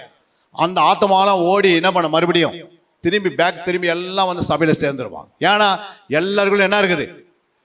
உங்களை கை வச்சு அடிச்சா நீங்கள் அமைதியாக இருக்கிறீங்க. அடிங்க, நான் பார்த்துக்கிறேன். என் இயேசு ஒரு தவடியில் அடிச்சா என்ன பண்ணுங்க? மறு தவடியை காடு சொல்ல அப்படின்னு நீங்கள் பொறுமையாக போவீங்க. அந்த ஆத்மா உள்ளே கொண்டு வந்துடுவீங்க. யாராவது கோவப்பட்ட பரவாயில்ல, போலீஸ் ஸ்டேஷன் நீங்கள் சொல்லுங்கள், நான் பார்த்துக்கிறேன். ஒன்று கர்த்தர் என்னை பார்த்துப்பாரு. நான் தப்பானா அதே நியாயத்திருப்பார். அப்போது யார் கோவப்பட்டாலும் அவங்க முன்னாடி என்ன பண்ணுவீங்க? சமாதானமாக இருப்பீங்க, தாழ்மையாக இருப்பீங்க, பொறுமையாக இருப்பீங்க. அப்போ கேட்பாங்க, இவங்க எங்கேருந்து வராங்க அப்படின்னா, இந்த மாதிரி திருப்பத்தூரில் இந்த பக்கத்துலேருந்து இந்த விசுவாசி அந்த சபை எப்படி இருக்குது? கனி உள்ள சபை. அவங்க எப்பவுமே நீடிய பொறுமையாக இருப்பாங்க. அந்த ஐயா அந்த அம்மா நீடிய பொறுமையாக இருப்பாங்க. அவங்கள முகத்திலே தெரியுது எப்படி இருக்குது. எவ்வளோ சொன்னாலும் என்ன பண்ண மாட்டேன்றாங்க? கோவப்பட மாட்டேன்றாங்க. எரிச்சல் வரல அவங்களுக்குள்ள. அப்போ இதெல்லாம் சாட்சி. இது நீங்கள் கோவப்பட்டு என்ன பிரயோஜனம்? ஒரு ஆத்மா ஆதாயப்படுத்த என்ன பண்ணோம்? அவங்கள போல அடிமையாக ஆயிடணும். அல்லேலூயா. தாழ்மையாக ஆயிடணும். சொல்லுங்கள், நீங்கள் எவ்வளோ நாள் என்ன பண்ணுறேன் சொல்லுங்கள். எங்கள் ஏன் சொல்லியிருக்கிறார் எனக்கு தாழ்மையாக இருக்க சொன்னார். நீ பேசுங்க, எவ்வளோனா பேசுங்க அப்படின்னு நீங்கள் பேசும்போது அவங்க இருதயம் உடைஞ்சிது. பரவாயில்ல, இந்த அளவுக்கு இந்த அம்மா பொறுமையாக இருக்கிறாங்களே, தாழ்மையாக இருக்கிறாங்களே. தன் கணவர் எவ்வளோ அடித்தாலும் என்ன பண்ணுறாங்க? அதை வாங்கி அவங்களுக்கு கணவருக்காக ஜெபம் பண்ணுறாங்களே அப்படின்னு உங்களுடைய வாழ்க்கை மாற மாற பிள்ளைகள், வாலிபர்கள் தன்னுடைய வாலிபன் தன் வழி எதனா சுத்தம் பண்ணுமா? இதனுடைய வசனத்தினால நல்ல வசனத்தை வாசித்து இந்த வாலிபர்கள்லாம் வளர்ந்து வரும்போது ஒரு 4-5 வருஷத்துல இவங்க நல்லா எப்படி இருப்பாங்க? திடக்கட்டுமாக மாறுவாங்க. அப்போது ஒரு இயேசுவா மூலம் எவ்வளோ ஆத்மா ஆதாயப்படுத்துகிறார், அது மாதிரி இந்த பிள்ளைகள்லாம் ஆத்மா ஆதாயப்படுத்தும். அல்லேலூயா. எல்லாருக்குள்ளேயும் ஆவியின் கனி வளரணும். எல்லாருக்குள்ளேயும் பரிசுத்தம் வளரணும். எல்லாருக்குள்ளேயும் ஜெபஜீவியை வளரணும். சபையில் 1 மணி நேரமாவது வந்து என்ன பண்ணுனீங்க? தொடர்ந்து ஜெபிக்கணும். இந்த சபை வளர்ச்சிக்காக சபை வளர்ச்சிக்காக என்ன பண்ணணும்? பரிபூர்ணமாய் கொடுக்கணும். கடைசியாக ஒரே வசனம் வாசித்து முடிக்கலாம். கலாத்தியர் 6:6-7 வாசித்துருங்க. மேலும் திருவசனத்தில் உபதேசிக்கப்படுகிறவன் பாருங்க, மேலும் திருவசனத்தை உபதேசிக்கிறவனுக்கு சகலமும் பகிர்ந்து கொடுக்க கடவன். சகலமும் பகிர்ந்து என்ன பண்ணோம்? கொடுக்க கடவன். மோசம் போகாதிருங்கள். தேவன் தேவன் தம்மை பரியாசம் பண்ண தேவன் தம்மை என்ன பண்ணாரு? பரியாசம் பண்ணப்பட்டார். மனுஷன் எதை மனுஷன் விதைக்கிறானோ எதை விதைக்கிறானோ அதையே அதான் அறுப்பான். இருக்கணும். அப்ப ஆண்டவர் சொல்றாரு, திருவசனத்தில் உபதேசிக்கப்படுகிறவன் யாரு? உங்க மேய்ப்பர். என்ன பண்றாரு? திருவசனத்தை சொல்லி தராரு. அல்லேலூயா. எவ்வளோ நேரம் இருந்தாலும் 1 மணி நேரம் வந்து 1 மணி நேரம் வசனத்துக்கு டைம் கொடுத்தாரு இல்லையா? எல்லாம் வந்து என்ன பண்ணீங்க? எழுமை வந்து ஒரு 6-7 பேர் வசனத்தை சொன்னீங்க. அந்த திருவசனத்தை சொல்றது யார் சொல்லி தர்றது? ஐயோ பைபிளை திறந்து நீங்கள் எங்கெங்கே தப்பு பண்ணுறீங்க அந்த தப்பு கூடவே சொன்னார். நீங்கள் கவனிச்சிங்களா? ஒரு வசனம் பின்னாடி சொல்லினே வராரு. யார் சொல்கிறாரு? அப்போ திருவசனத்தை உபதேசிக்கிறவனுக்கு யார்? உங்கள் மேய்ப்பரு. அதை உபதேசிக்கிறவனுக்கு என்ன பண்ணியிருக்கணும்? சகல நன்மைகளை என்ன பண்ணீங்க? உங்களுக்கு எத்தனை நன்மைகள் வருதோ, ஒரு வாழை மரத்தில் 100 காய் காய்ச்சா எத்தனை காய் வந்துடணும்? பகிர்ந்து கொடுக்கணும். 10 காய் கொண்டு வந்துடணும். புரியுங்களா? அந்த மாதிரி உங்களுடைய ஆவிக்குரிய ஜீவி இருக்கணும். புரியுங்களா? அப்போ ஒவ்வொன்று காரியத்தில் நீங்கள் என்ன பண்ணியிருக்கணும்? பணத்தில், பொருளினால ஃபஸ்ட்டு குவாலிட்டி. அதாவது சொல்கிறாங்க, யாத்திராகத்தில் ஒரு வசனம் இது பாருங்கள். யாத்திராகம் 22:29. முதல் பழுக்கும் உன் பழத்தையும் வடியும் உன் ரசத்தையும் காணிக்கையாக செலுத்த தாமதிக்க வேண்டாம். உன் குமாரரில் முதற் பேரானவனை எனக்கு கொடுப்பாயாக. பாருங்க என்ன சொல்றாரு? முதல் என்னென்ன வருது சம்பளம் எல்லாமே எல்லாத்தையுமே சொல்றாரு. முதல் மாதத்துல நீங்க சம்பாதிக்கிறதுல அதை என்ன பண்ணக்கூடாது? கொடுப்பதில்ல. சொல்லுங்கம்மா. தாமதிக்க கூடாது. ஐயா சொல்லிதான் தாமதித்துக்கு முன்னாடி கொண்டு வந்து என்ன பண்ணோம்? பணத்தையோ பொருளையோ படத்தையோ கனி ஆண்டவர் உங்களுக்கு என்னென்ன கொடுத்தாரோ அது எல்லாத்தையும் முதல் பங்கு எடுத்து என்ன பண்ணிடணும். ஏன் அப்படின்னா இதெல்லாம் கொடுக்கும் போது உன்னை கர்த்தர் என்ன பண்ணுறாரு? பல மடங்கு ஆசீர்வதிக்கிறார். அமுக்கி குலுக்கி சரிந்து விடுகிற அளவுக்கு என்ன பண்ணுறாரு? உங்களை உயர்த்துறாரு. நீங்கள் அதில் வஞ்சித்து அதிலேருந்து எடுத்து வச்சுக்கின்னு அதை வட்டிக்கு விட்டுக்கின்னு அதிலேருந்து கொஞ்சம் எடுத்து வந்து இங்கே கொடுத்துக்கின்னு அப்படிலாம் இல்லை. ஃபஸ்ட்டு சம்பளம் வாங்கின பிறகு என்ன பண்ணோம்? 10% எடுத்து ஆண்டு சமத்தில் வச்சிடணும். முதல் வாரத்தில் அந்த 7 நாளில் அந்த ஃபஸ்ட்டு வாரத்தில் நீ வரும்போதோ இல்லை செகண்ட் வாரத்தில் உங்களுக்கு கொடுக்குறாங்கன்னா அதுலேருந்து ஒரு பங்கு எடுத்து என்ன பண்ணணும்? 10%. அதில் சொல்ல பகிர்ந்து கொடுக்கணும்னு சொல்கிறாரு கலாத்தியரில். அப்படின்னா அர்த்தம் பகிர்ந்துன்னா என்ன அர்த்தம்? 3வது பார்ட்டை பிரிக்கணும். 100ல் 3 ஒரு பார்ட்டு வந்து யாருக்கு வந்தது? சபைக்கு வந்து பகிர்ந்து கொடுக்குன்றாரு. ஆனால் நீங்கள் தசம்பாகம் வந்து 10ல் 1 தான் சொன்னார். ஆனால் நீங்கள் எடுத்து என்ன பண்ணணும்? அதுக்காக ஜெபம் பண்ணி ஆண்டவரே இந்த காணிக்கை என்ன பண்ணுங்க? அங்கீகரித்துக் கொள்ளுங்க. ஆண்டவரே இது என்னுடைய ஆலயத்தை கட்டுமணிக்காக, என்னுடைய ஆலயம் வளர்ச்சிக்காக, என்னுடைய ஆலயத்தின் தேவைகளுக்காக, என்னுடைய மேய்ப்புடைய தேவைகள். மேய்ப்பு எப்படி சாப்பிட முடியும்? தன் வேலையை விட்டுட்டு, தன்னுடைய மனைவி வேலையை விட்டுட்டு அவங்க 3 நேரம் என்ன பண்ணுறாங்க? உங்களுக்காக செபித்து கொண்டு உத்தரவாதம் பண்ணியிருக்கிறாங்கன்னு 13:7 வாசிக்கிறோம். எப்படி 13:7 17 வீட்டில் போய் வாசிங்க. ஆனால் ஒரு மேய்ப்பன் சொல்லவே கூடாது. புரியுங்களா? உங்களை எவ்வளோ வாங்குறீங்களோ அத்தனையும் ஆண்டு என்ன பண்ண 10% கொண்டு வந்து ஆண்டுக்கு என்ன பண்ணு? கொடுக்கணும். அல்லேலூயா. ஏன்னா ஆண்டவர் சொல்ல மோசம் போகாதிருங்கள். மனுஷன் எதை விதைக்கிறானோ அப்போ மோசம் போக முடியும் அப்படின்றாரு. அப்போ மோசம் போகாதுன்னு என்ன அர்த்தம்? மோசம் போயிடுறாங்கல்ல. அப்போ நீ மோசம் போகாதிருங்கள். மனுஷன் எதை விதைக்கிறானோ அப்போ நீங்கள் வந்து நல்லா விதைக்கணும். புரியுங்களா? அன்றைக்கி கோல்கட் கம்பெனி 1% கொடுத்தோம், இன்னைக்கு 99% ஆலயத்துக்கு கொடுக்குறான். நம்ம சம்பளத்தை வளர ஆவியில் வளர தசமங்க என்ன பண்ணோம்? 50% கொடுக்குற அளவுக்கு வந்துடணும். கர்த்தர் அந்த அளவுக்கு உங்களை ஆசீர்வதிக்கணும்னா எல்லாத்திலும் ஆசீர்வாதம் வரணும். ஒரே ஒன்றும் இல்லை. அப்போ நீ எல்லாத்தையும் கொடுத்தா தானே ஆண்டவர் ஆசீர்வதிப்பார். உங்களோட கையின் கிரிகள் என்ன பண்ண ஆண்டருக்கு தசம்பாகமாக கொடுக்க சொன்னார். புரியுதுங்களா? அதே நம்மளால் கொடுக்க முடியல. அப்போ எப்படி கர்த்தர் ஆசீர்வதிப்பார்? முடியாத பரவாயில்ல, வேலை செய்யலை, ஏதோ நீ கொடுக்க. ஆனால் நல்லா வேலை செய்கிறீங்க, டெய்லி 1000 ரூபாய் சம்பாதிக்கிறீங்க, 100 ரூபாய் எடுத்து வச்சுக்கோ. அதெல்லாம் பழகணும். நீ பழகினா தான் உன் பின்னாடி வர சந்ததி பழகும். அதை நீங்கள் கொடுக்கணும். சபை வளர்ச்சிக்காய் கொடுக்குறீங்க, மேய்ப்பருக்காய் கொடுக்குறீங்க, அப்புறம் தேவனுடைய ராஜ்யத்தை கட்டுறீங்க. தேவனுடைய ராஜ்யத்துக்காக என்ன பண்ணுறோம்? எல்லாவற்றையும் நீங்கள் முதல் இடத்தை கொடுத்து பாருங்க. கர்த்தர் உங்களை மேன்மேலும் ஆசீர்வதிப்பார். அல்லேலூயா. ஒரு குறையில்லாத ஆசீர்வதிப்பார். ஆண்டவருக்கு உண்மையாக இருங்க, சபைக்கு உண்மையாக இருங்க, மேய்ப்பனுக்கு சொல்லிட்டு போங்க. எங்கே போனாலும் சிக்கலில் போய் மாட்டிக்காதீங்க. உங்களுடைய மேய்ப்பன் என்ன சொல்கிறாரோ அதை தான் சபைக்கு சொல்கிறாரு. அல்லேலூயா.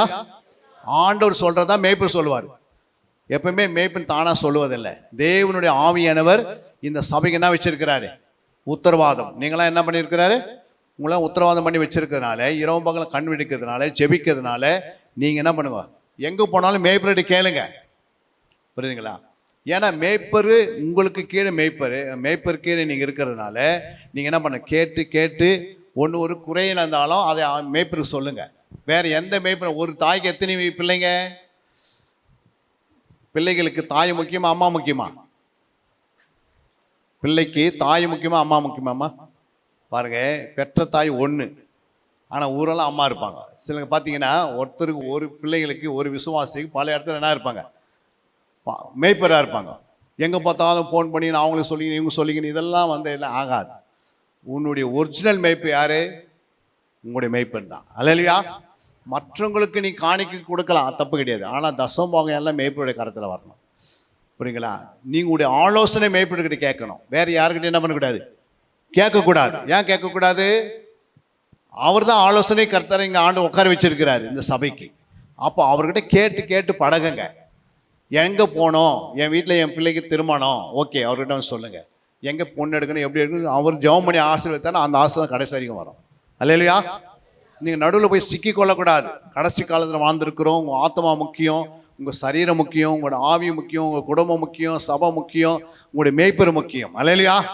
அதுக்கு மேலே எல்லாரையும் காட்டிலும் தேவன் முக்கியம். அல்லையா? அப்போ சபைக்கு கீழ்ப்படைந்து அடங்கி அவருடைய விசுவாசத்தை பின்பற்று, மேய்ப்பனுடைய விசுவாசத்தை பின்பற்றான்னு சொன்னார். இந்த அளவுக்கு வந்து இந்த பகுதியில் வச்சு எவ்வளோ பேர் நான் பார்த்துருக்கிறேன்.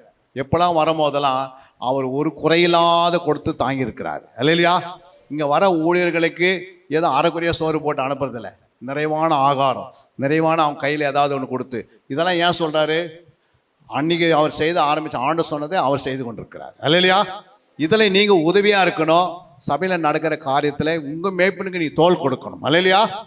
ஏன்னா மேய்ப்பனோடு தான் நீங்கள் போகணும். எப்போ மந்தைகள் எங்கே இருக்கணும், மேய்ப்பே சாந்தே இருக்கணும். எத்தனை பேருக்கு இன்னைக்கு புரிஞ்சது? ஒரு கரங்களை தட்டி தேவநாமத்தை மிகப்படுத்தி ஆண்டவரை நாம் ஆசீர்வதிக்கலாம். கண்களை மூடி நாம் செபிக்கலாம் ஆண்டவருடைய பாதத்தில். ஹல்லேலூயா, ஹல்லேலூயா, ஹல்லேலூயா. எல்லாம் கண்களை மூடி ஒரு நிமிடம் எல்லாம் வாயை திறந்து, ஆண்டவர் என் ஆவி ஆத்மா சரீரங்களை சுத்திகரிங்கப்பா, சுத்திகரித்து என்னை பரிசுத்தமாக்குங்க, என்னை விடுதலாக்குன்னு கேளுங்க. எல்லாம் வாயை தருங்க. நீங்கள் வாயை திறந்து கேட்டால் தான் ஆண்டவர் என்ன பண்ணுவார்? உங்களை விடுதலையாக்குவார். ஹல்லேலூயா, ஹல்லேலூயா, ஹல்லேலூயா. கர்த்தருடைய நாமம் மகிமைப்படுவதாக. இந்த அருமையான நேரத்தில் நம்ம வந்திருக்கிறோம். கர்த்தருடைய வல்லமை உன் மேலே இறங்கி வரைய போகுது. உன் சிந்தனை எங்கே சிதறாதபடிக்கு ஆண்டோடைய பாதத்தில் கொஞ்ச நேரம் அப்படியே ஆண்டவர் சமத்தில் என்ன பண்ணுங்க, உன் ஆவியை ஒப்புக்கொடு, உன் ஆத்மாவை ஒப்புக்கொடு, உன் சரீரத்தை ஒப்புக்கொடு, உன்னுடைய சரீரத்தில் உள்ள எல்லா அவயங்கள் கர்த்தருக்கு ஒப்புக்கொடு. ஆண்டவர் என்னை சுத்திகரிங்க கேளுங்க. ஹல்லேலூயா, ஹல்லேலூயா, ஹல்லேலூயா, ஹல்லேலூயா.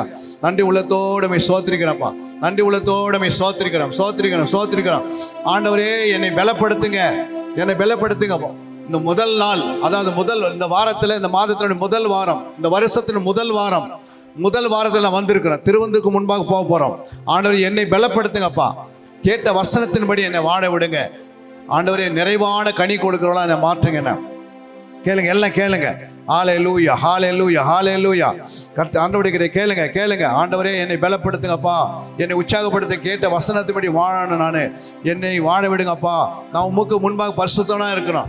உமக்கு முன்பாக நான் தேவனுடைய சமூகத்தில் எப்போதும் நான் தாழ்த்தி ஜெபிக்கிறவனா இருக்கணும். ஹல்லேலூயா, ஹல்லேலூயா.